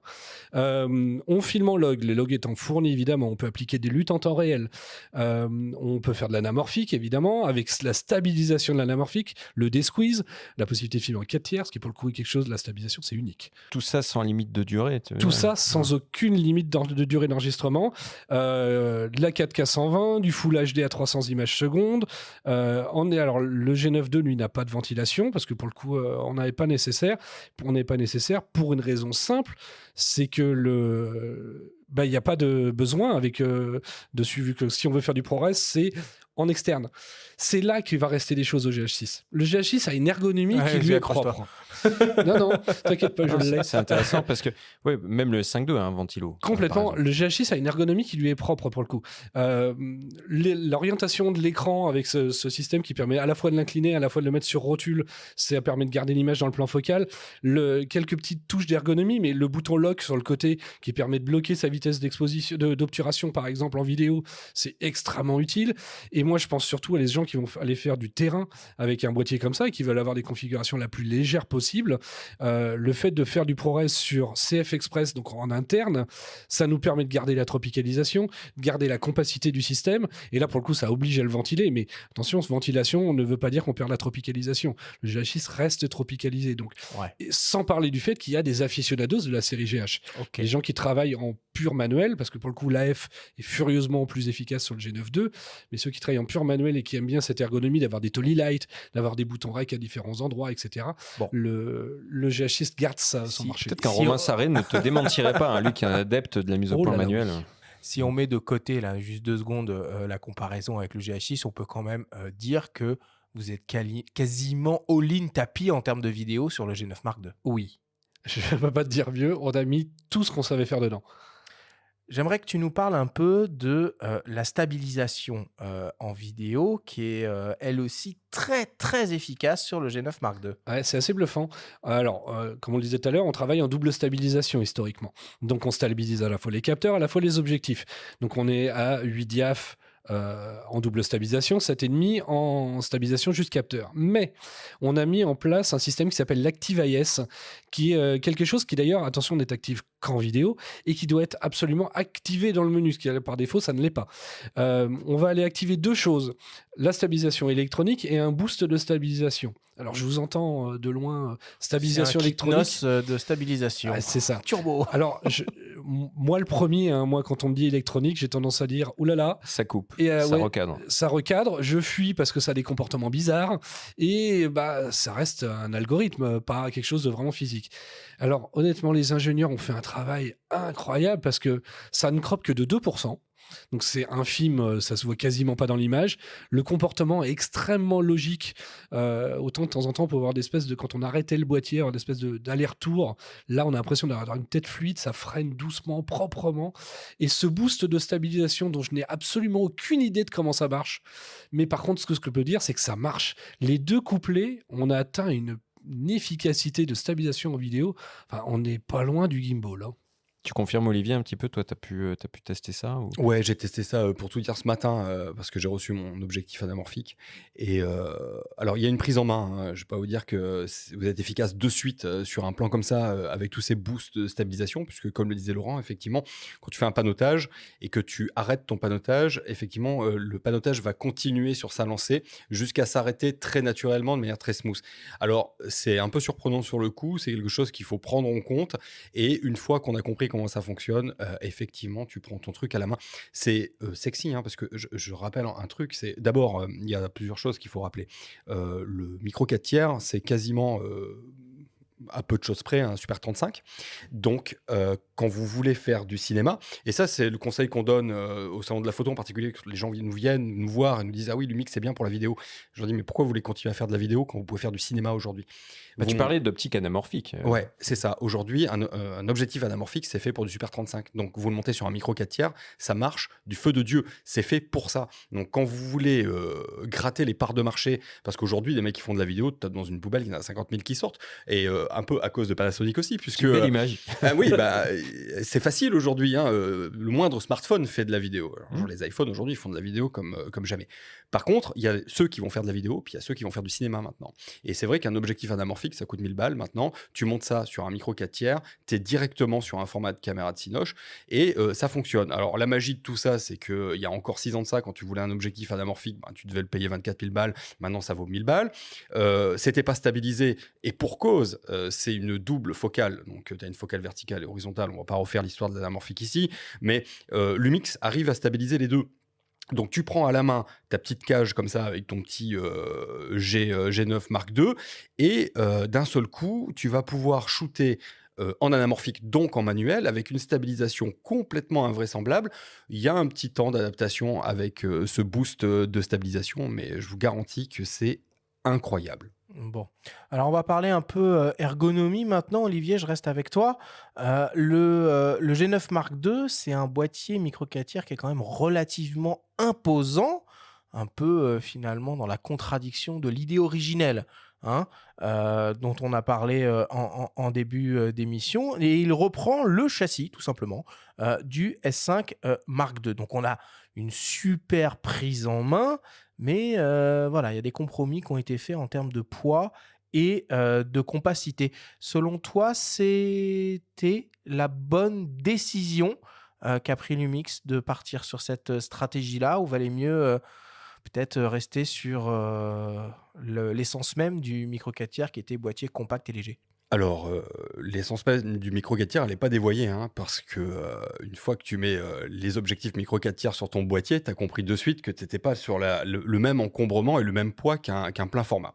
Après, il y avait des choses dont on pouvait se plaindre. Alors, je pense que de manière marketing, Lumix a fait le bon choix. C'est-à-dire qu'il est vrai que le S5 avait beaucoup de succès parce que, ergonomiquement parlant, c'est un boîtier qui est absolument parfait. Donc, on se retrouve avec le même boîtier, quasiment. D'ailleurs, qui partage la même plateforme, hein, puisqu'on peut mettre le même grip que le S5, on peut mettre les mêmes batteries que le S5 dedans. Et c'est ce qu'on disait tout à l'heure, hein, on est dans l'air du temps, on est dans quelque chose où tout est interchangeable. C'est-à-dire qu'il n'y a plus 15 chargeurs différents pour 15 batteries différentes, il n'y a plus 15 batteries différentes, donc là on est sur quelque chose de bien. Changer les optiques, hein. Quand tu utilises en même temps pas forcer. un G9 II et un S5 II, mais moi j'ai failli me planter, je te jure. La première fois que j'ai reçu le G9 II, j'ai mis acté du S5 II. Bon, attention, c'est quand même pas la même monture, mais... alors que tout le reste est interchangeable, et c'est important de le souligner. Tout à fait. Mais ils sont tellement proches en termes d'ergonomie que on peut se faire avoir, quoi. Mais c'est des usages quand même très spécifiques qui touchent assez peu de photographes finalement, d'avoir les deux systèmes en même temps. C'est très bien, mais bon, c'est pas forcément un argument qui va parler à la majorité des utilisateurs qui n'auront que le G9 II ou que le S5 II. Tout à fait. Maintenant, c'est toujours très agréable d'avoir 2 boîtiers pour diverses raisons qu'on ne va pas développer ici et c'est un très bon complément, à la gamme S, que ce G9 Mark II. Maintenant en termes d'ergonomie, il est parfaitement équilibré. Il tient aussi bien dans la main, que le S5. Donc on se retrouve avec un boîtier, qui est très rassurant, qui est très robuste, hein, maintenant la lignée du G9, à mon avis, il sera incassable comme le G9 de toute façon.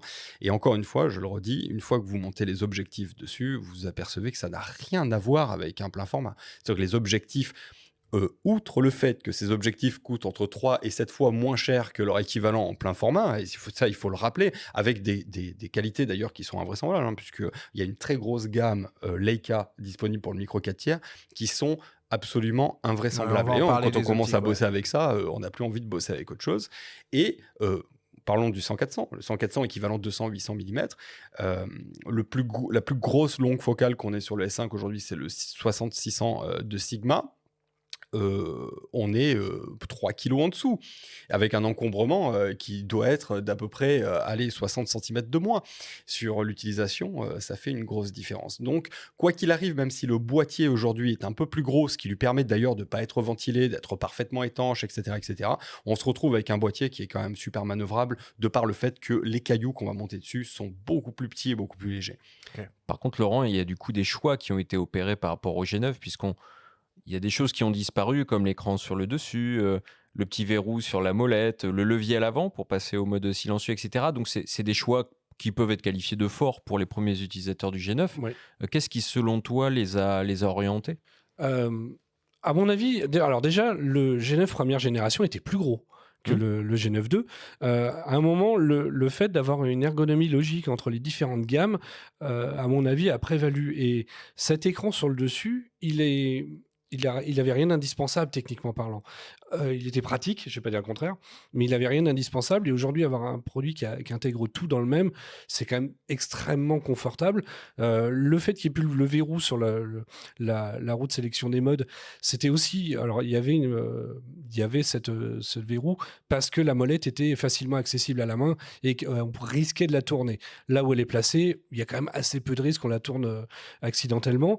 Par contre, du coup, à l'opposé, on a les sélections de mode qui n'étaient pas forcément toujours extrêmement pratiques. C'était un petit levier qui était en dessous de la roue de sélection de mode. Là, à titre personnel, je la trouve beaucoup plus pratique là-dessus. Mais le fait d'avoir cette ergonomie ultra complète et très rassurante pour le coup, qui était avec un déclencheur qui a un comportement beaucoup plus agréable à mon goût que le G9 première génération, pardon, je trouve que c'est un vrai bonheur d'avoir cette ergonomie-là avec des touches de raccourci en plus, même par rapport au S5 II. En tout cas, le déclencheur est moins sensible que sur le G9. C'est ce que je voulais dire. Carrément, avec le G9, il avait inventé la pré-rafale avant la pré-rafale. Ouais. C'est vrai. Non, de manière, par inadvertance, vous pouvez déclencher. Ouais. Et si je puis me permettre, il y a juste un petit truc qu'il faudrait glisser aux ingénieurs Lumix. Tiens, c'est les touches rétroéclairées des S1 et S1R. Je trouve quand même vachement bien. Ouais. Qui serait bien d'avoir sur les S5. Allez, je remonterai les ça, G9, promis. Laurent, la visée aussi, elle n'a pas été négligée sur ce boîtier. Et non. Donc, viseur électronique centré et un écran arrière sur rotule. Exactement. Alors, pour le coup, le viseur du G9 première génération était vraiment très très bon. Pourquoi le changer en fait, hein, il reste toujours aussi bon aujourd'hui, donc toujours un viseur OLED, 3,7 quasiment millions de pixels, avec un grossissement de 0,8 et surtout un dégagement oculaire de 21 mm, ce qui pour les porteurs de lunettes comme moi c'est un vrai bonheur, et avec une fluidité de 120 images par seconde, donc pour de l'animalier c'est très agréable d'avoir un viseur aussi fluide. Et même l'écran, alors pour le coup on disait on a gardé l'ergonomie du S5, oui parce que l'écran est aussi sur rotule. Alors la rotule est furieusement solide, hein, comme le reste du boîtier. C'est un écran donc articulé, 3 pouces avec 1,8 million de pixels. Et contrairement, pour le coup, il y a eu des évolutions même par rapport au S5 II, ce qui est plus lumineux et surtout le gamut de couleurs a été augmenté par rapport au S5 II. Bon, super.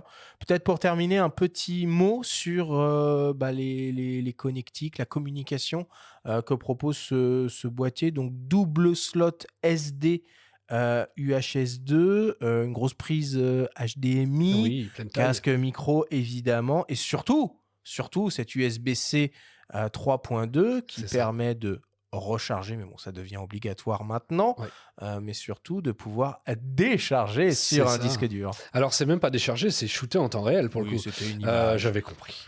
Euh, Maintenant, il y a plein d'accessoiristes qui fournissent des griffes qui permettent de fixer soit sur la griffe au-dessus, soit sur le pas de vis du trépied, de brancher de fixer un petit disque dur Bah, c'est SSD. précieux parce que mine de rien, te balader avec ton SSD comme ça, Eh ben oui, dans c'est le un peu coin, bizarre, hein. ouais. Et puis même, c'est pas très confort. Non. Mais par contre, qu'est-ce que c'est pratique pour le travail. Après, on débranche le disque dur, on le branche sur l'ordi, on travaille directement dessus, que ce soit en photo ou en vidéo.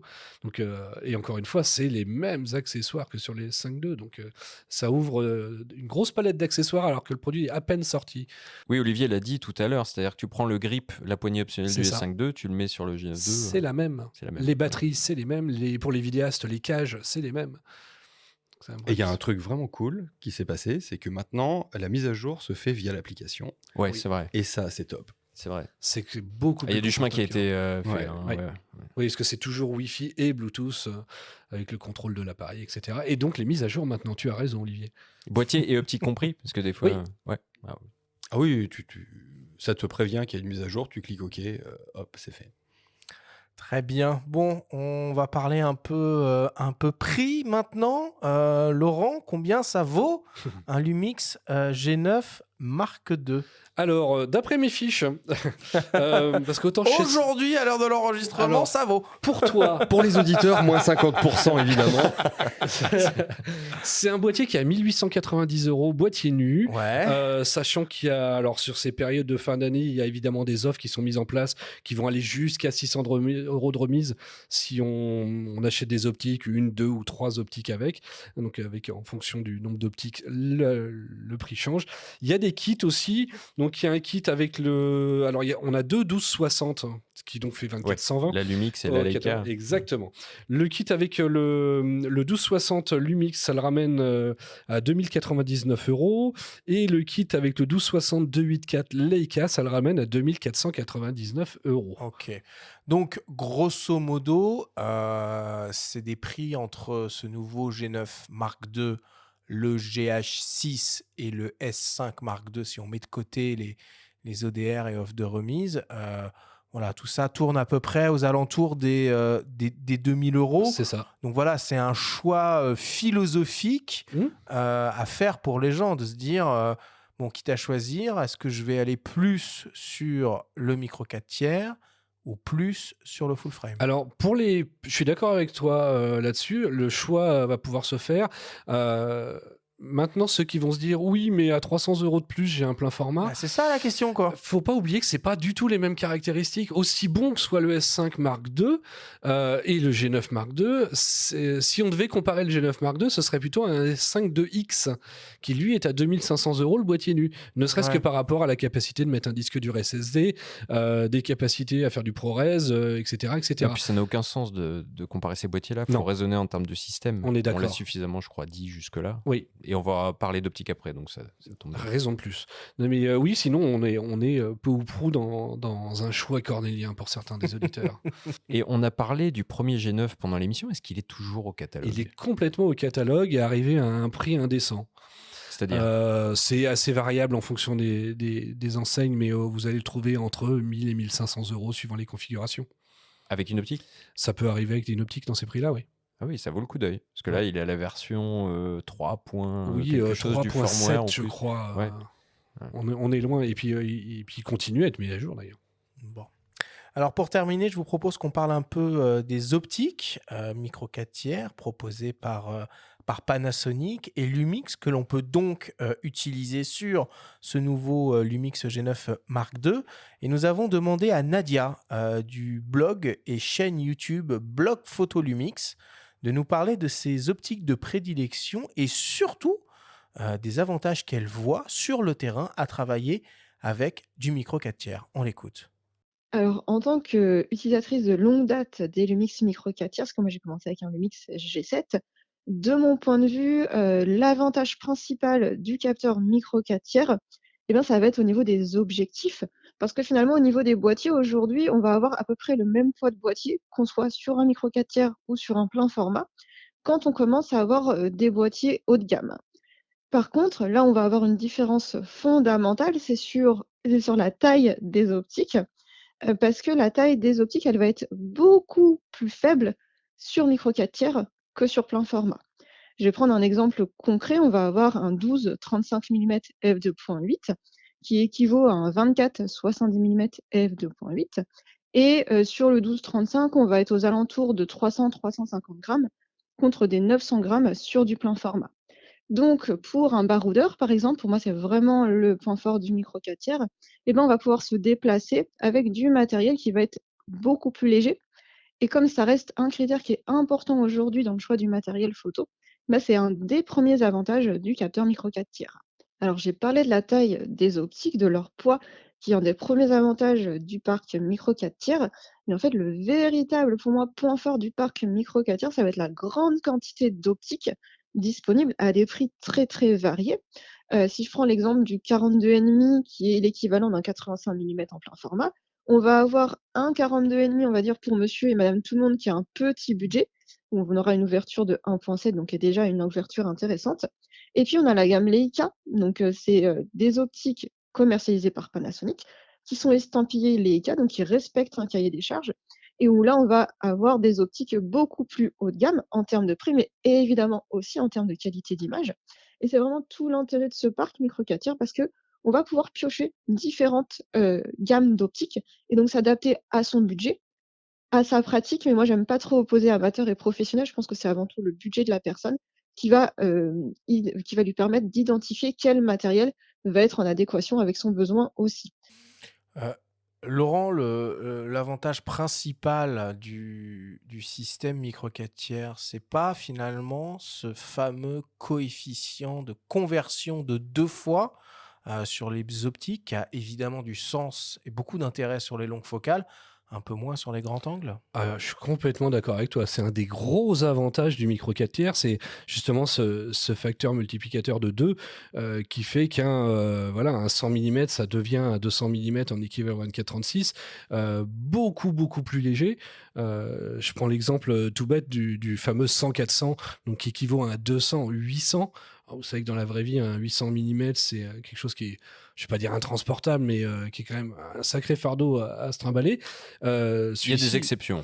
Il y a quelques exceptions, mais là, on est à un petit peu moins d'1 kilo pour un équivalent 800 mm, qui en plus, maintenant, peut être couplé avec ce doubleur de focale, et donc qui est négligeable en poids, hein, je veux dire, et qui permet de monter à 1600 mm, ce qui serait totalement inconcevable sur du 24-36, d'autant plus qu'il est macro. C'était l'apanage des bridges, ouais. Oui, complètement. Parce que c'était lié aussi à la taille du capteur. Là, on a un capteur d'une taille qui est suffisante pour avoir des niveaux de qualité indéniables. Tout ça avec une gamme optique qui est fondée par Leica, avec des formules optiques Leica et des ouvertures qui sont pas ridicules du tout, parce que à notre catalogue, on a des objectifs qui couvrent jusqu'à 1.2. Puis je vous assure que pour le coup, il y en a qui vont me faire l'opposition de la profondeur de champ, hein, sur ce genre de choses.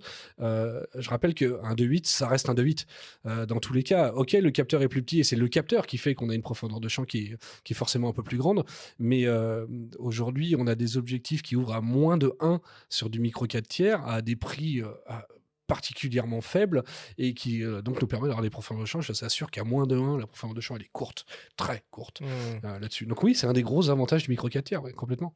Et alors, comment se construit la gamme optique Lumix? Que bon, un des gros avantages de la Helmut Alliance sur le full frame, c'est le nombre d'optiques compatibles, aussi bien accessibles pour le grand public que des optiques beaucoup plus professionnelles. Sur le micro 4 tiers Lumix, est-ce qu'il y en a pour tous les goûts, tous les usages, que ce soit en zoom, en focale fixe, en très grandes ouvertures? Est-ce qu'on a le trio, la sainte trinité des zooms à ouverture constante f2.8? Bref, est-ce qu'il y a ce qu'il faut, là où il faut, dans votre gamme optique? Alors la gamme, elle est quand même particulièrement large les années faisant, hein. Je rappelle que ça, on a lancé l'hybride en 2008. Donc non seulement les optiques de l'époque ont été updatées, mais donc mises à jour physiquement pour être tropicalisées par exemple. Mais il y a une gamme. On a une gamme Lumix EG, donc une gamme développée par nous. On a une gamme Leica, donc une gamme développée avec des formules optiques Leica, etc. On a du zoom de la focale fixe. pour les 2.8, le célèbre 24-70, 70-200 sont ouverture de 8 sont là, donc 12-35 et 35-100 avec le coefficient. Avec des nouvelles versions récemment. Avec des nouvelles versions qui maintenant sont avec des formules optiques Leica, complètement, tu as raison. On a du 200-8, donc ça fait un 400-8. Alors je vais parler en équivalence, ce sera plus simple. Du 85 ouverture 1.2. On a même des optiques dédiées pour les vidéastes avec le diaph qui n'est pas cranté. Je pense au 10-25 et 25-50. Donc ça fait un. Ouais, Bernard les citait tout à l'heure. Tout à fait. Ouverture 1.7 constant. C'est pas les plus compacts. Hein. C'est pas les plus compacts. Par contre, elles sont pas c'est ça. Elles sont pas très lourdes. C'est du Sumilux. La formule optique est folle. Mais un 7 constant. Elles sont pas très lourdes, mine de rien, et pas si grosses que ça. Et en grand angle, alors, parce que c'est un peu le sujet, là. En grand angle, alors, on a sorti il y a maintenant, je crois, une petite année, un équivalent 18 mm à ouverture 1.7.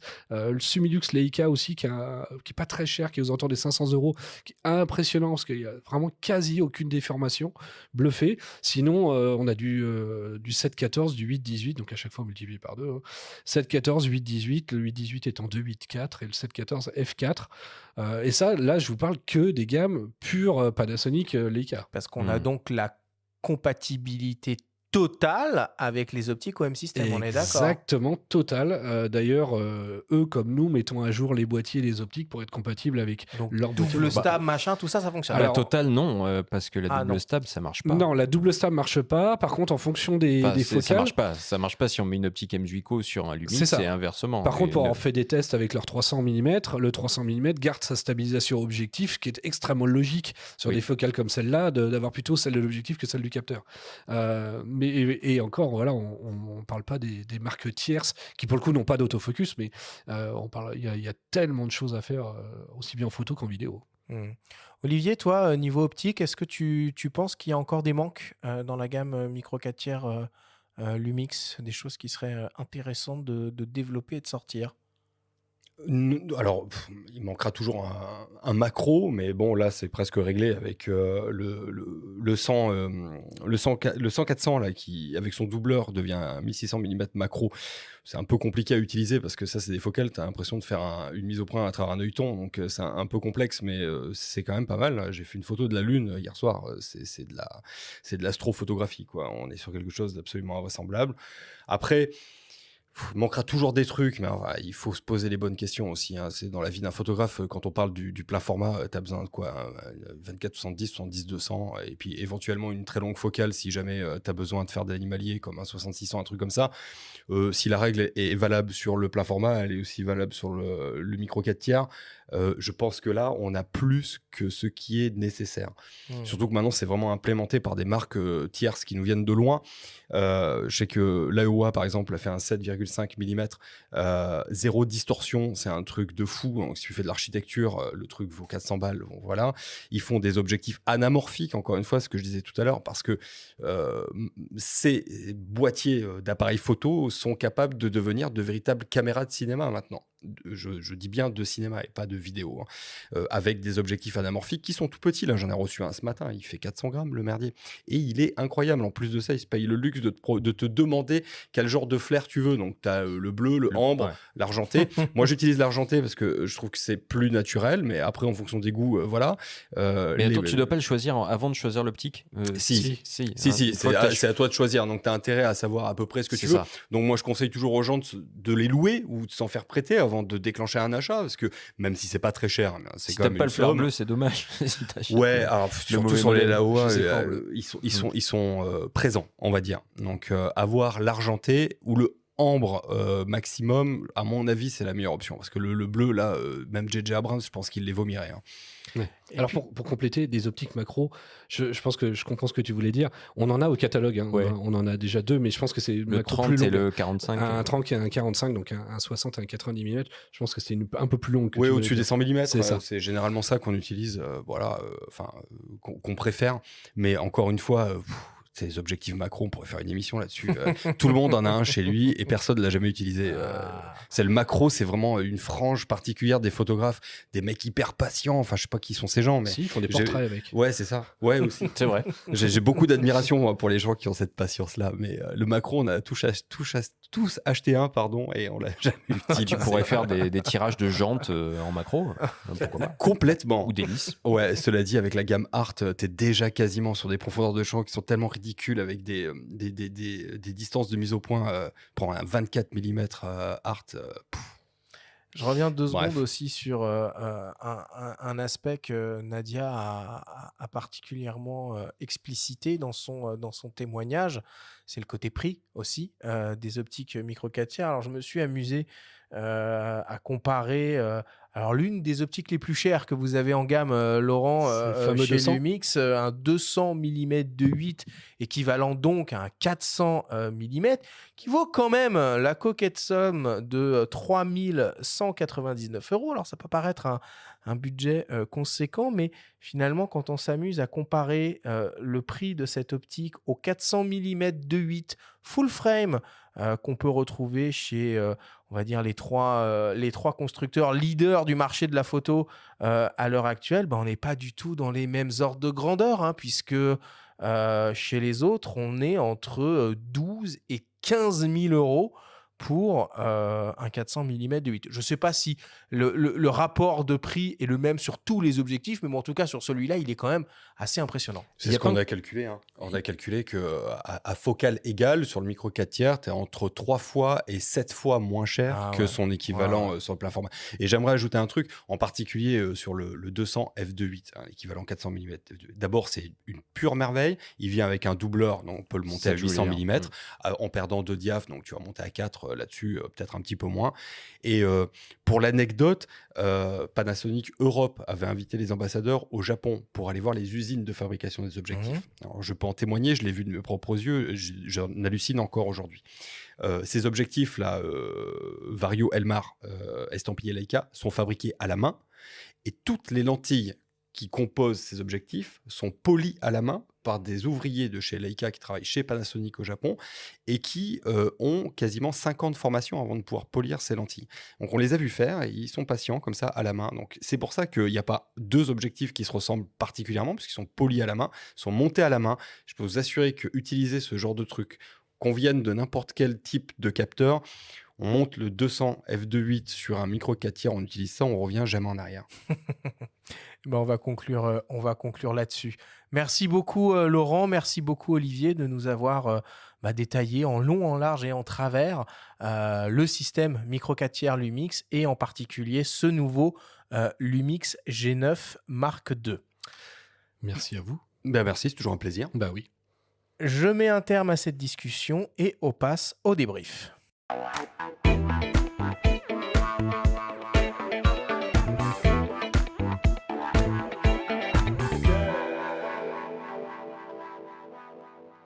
Nous sommes toujours avec le photographe Olivier Lavielle et Laurent Carcena de Lumix France pour parler du nouveau Lumix G9 Mark II.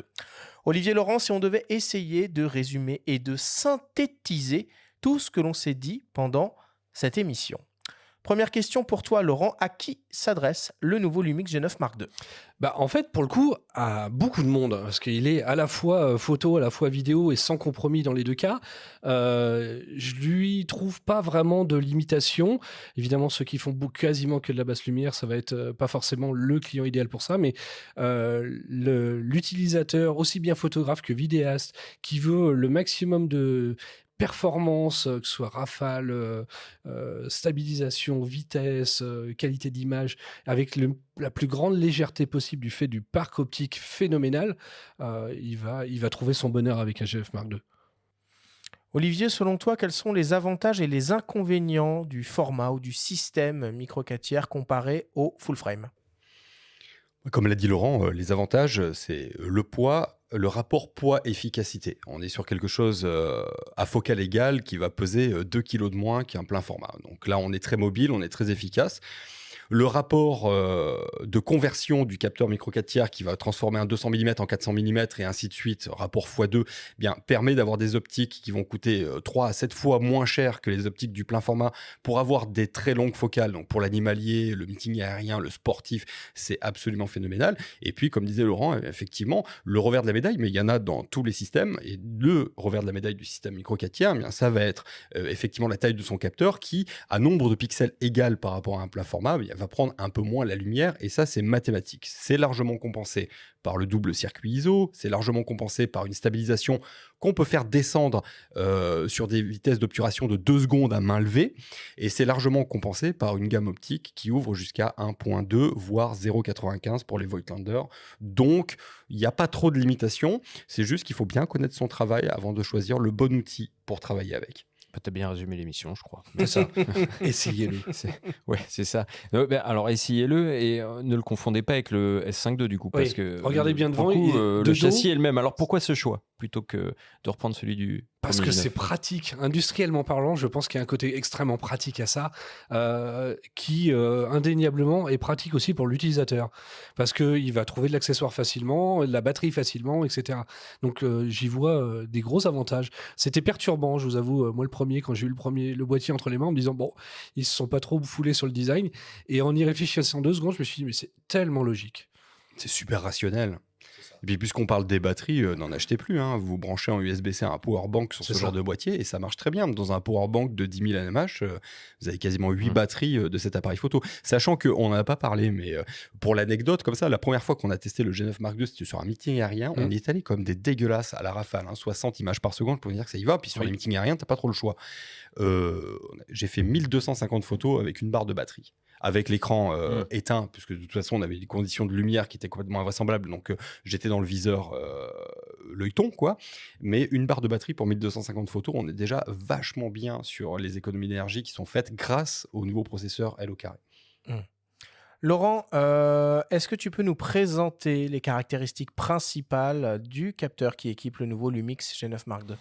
Alors, 25 millions de pixels, mu par un double circuit ISO qui a pour but non pas d'améliorer la sensibilité, mais d'améliorer la dynamique de l'image au point d'atteindre quasiment un diaph de différence par rapport à un plein format. Donc, autant dire qu'en termes de qualité finale, ça ne change pas grand-chose. Avec une stabilisation phénoménale, aussi bien en photo et d'autant plus en vidéo, où on arrive, ne serait-ce qu'aller pour la moins bonne, à 7 diaph et demi juste sur le capteur, 8 en double stabilisation et bien plus en vidéo.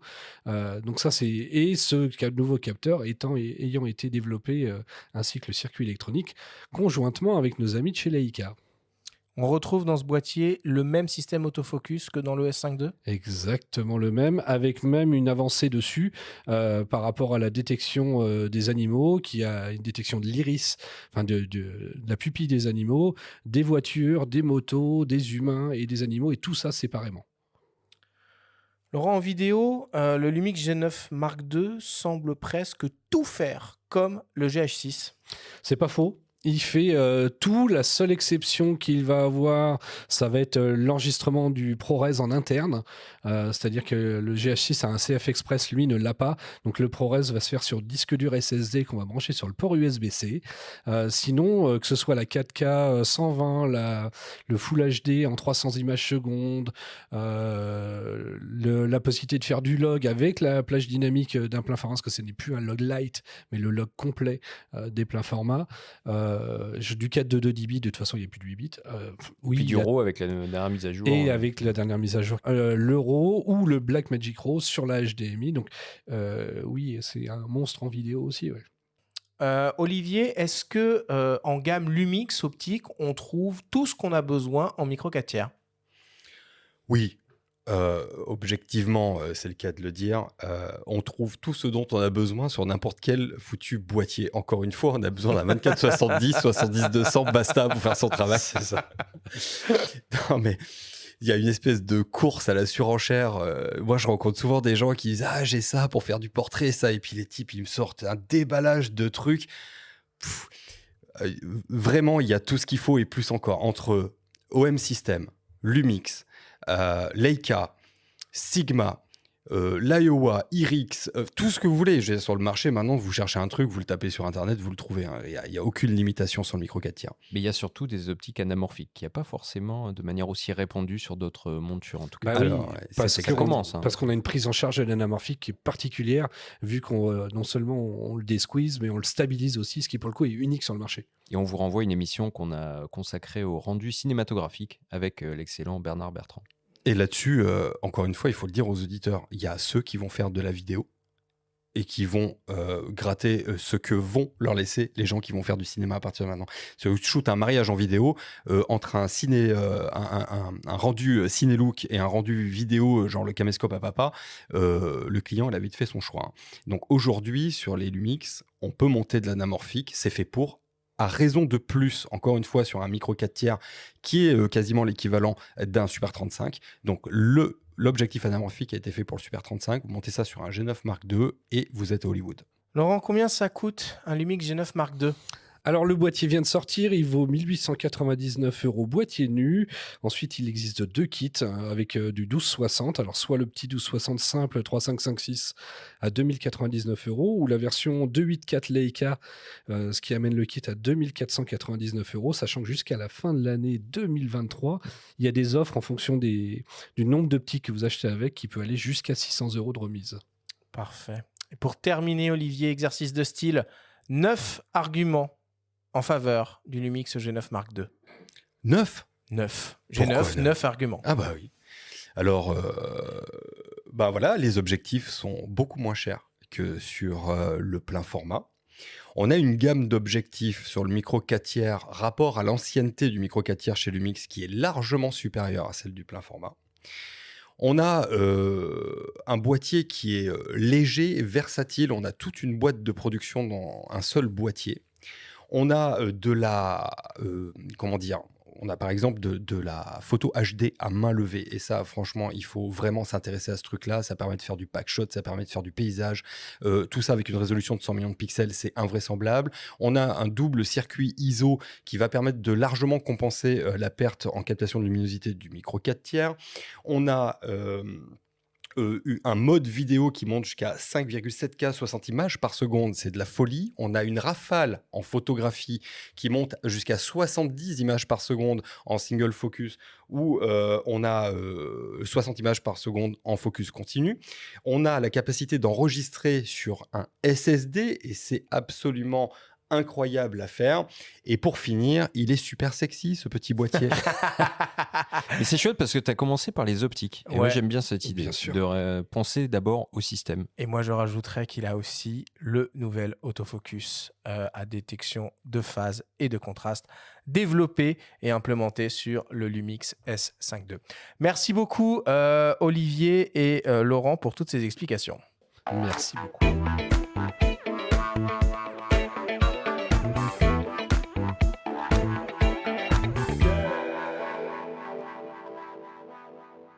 On arrive à la dernière partie de cette émission et on attaque le quiz.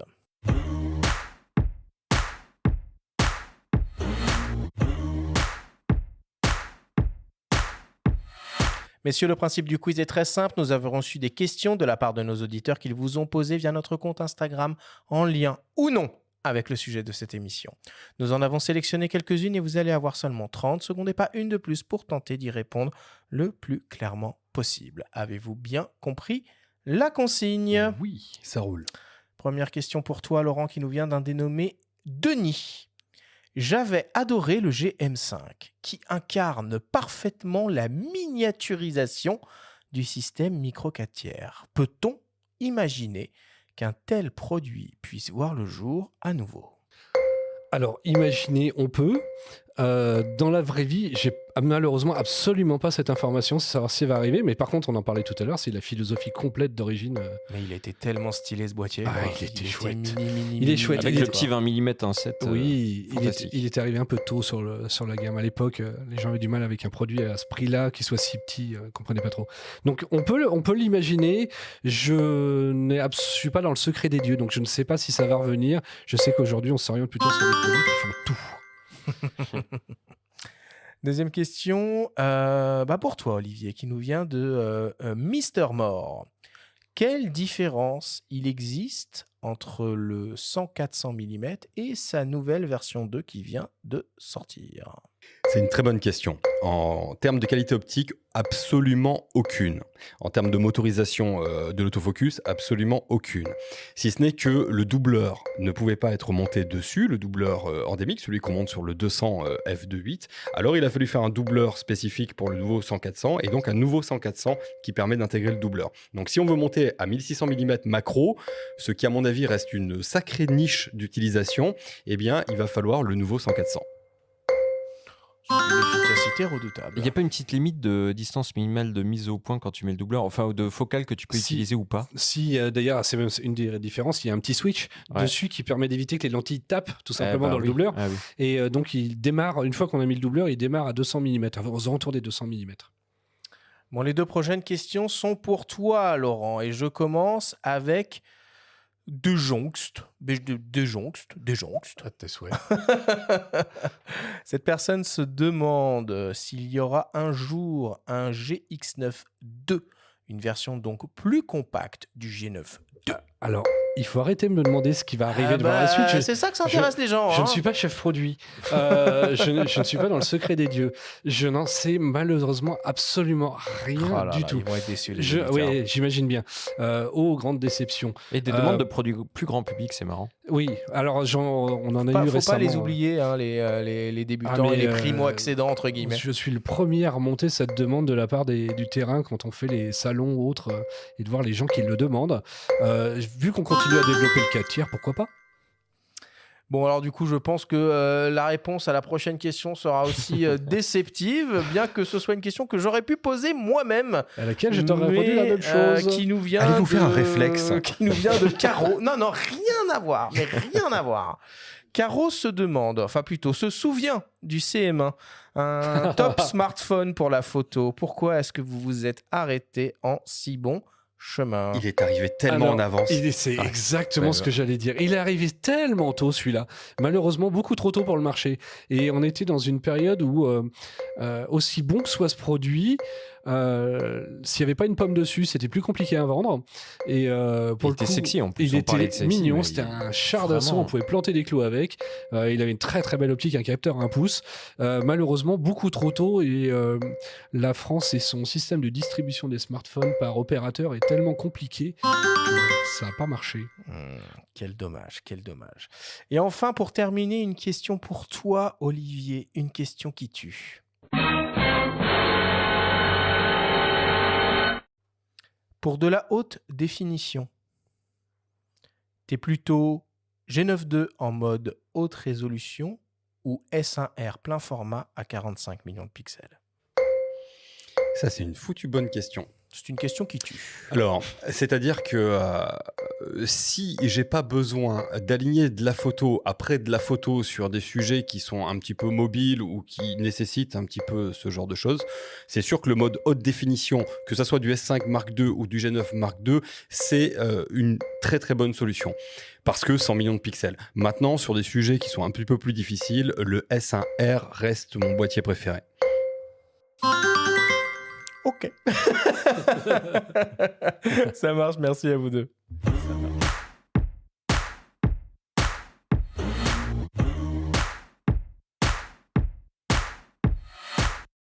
Nous voilà désormais à la fin de cette émission. Olivier Laurent, merci infiniment d'être venu à nos micros pour nous parler de ce nouveau produit, le Lumix G9 Mark II. On va faire un tour de vos actualités respectives. Olivier, je commence vers toi. Donc, l'édition 2024 du prix Jacques Balzan, est-ce qu'il y a autre chose qui te concerne ?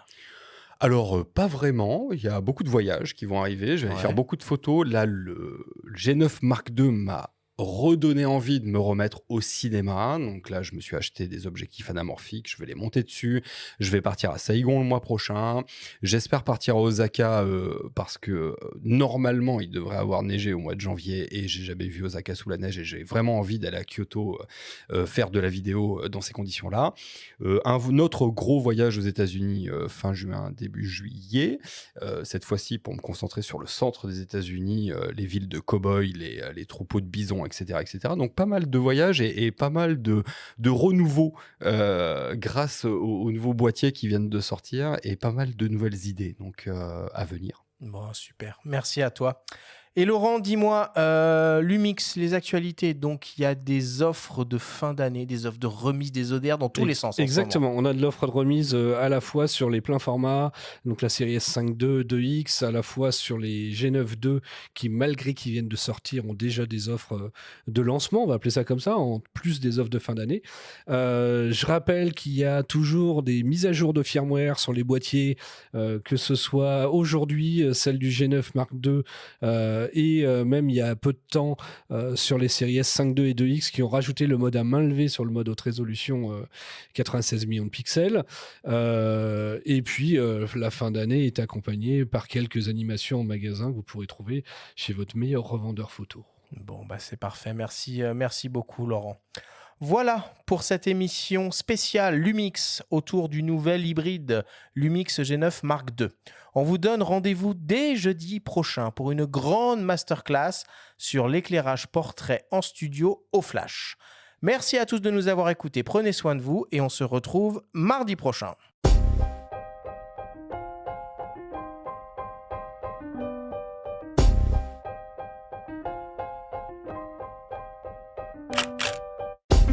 C'était Faut pas pousser les ISO, le podcast entièrement dédié à l'image pour tous les passionnés de photos et de vidéos. Toutes les semaines, retrouvez Arthur Azoulay, Benjamin Favier et leurs invités pour parler de sujets matos, techniques et inspiration. Abonnez-vous à notre chaîne et retrouvez l'intégralité de nos émissions depuis toutes les plateformes d'écoute, comme Spotify, Apple Podcasts, Google Podcasts, Deezer, Amazon Music et YouTube. Rendez-vous jeudi prochain pour un nouvel épisode. D'ici là, faites de la photo et n'oubliez pas, faut pas pousser les ISO.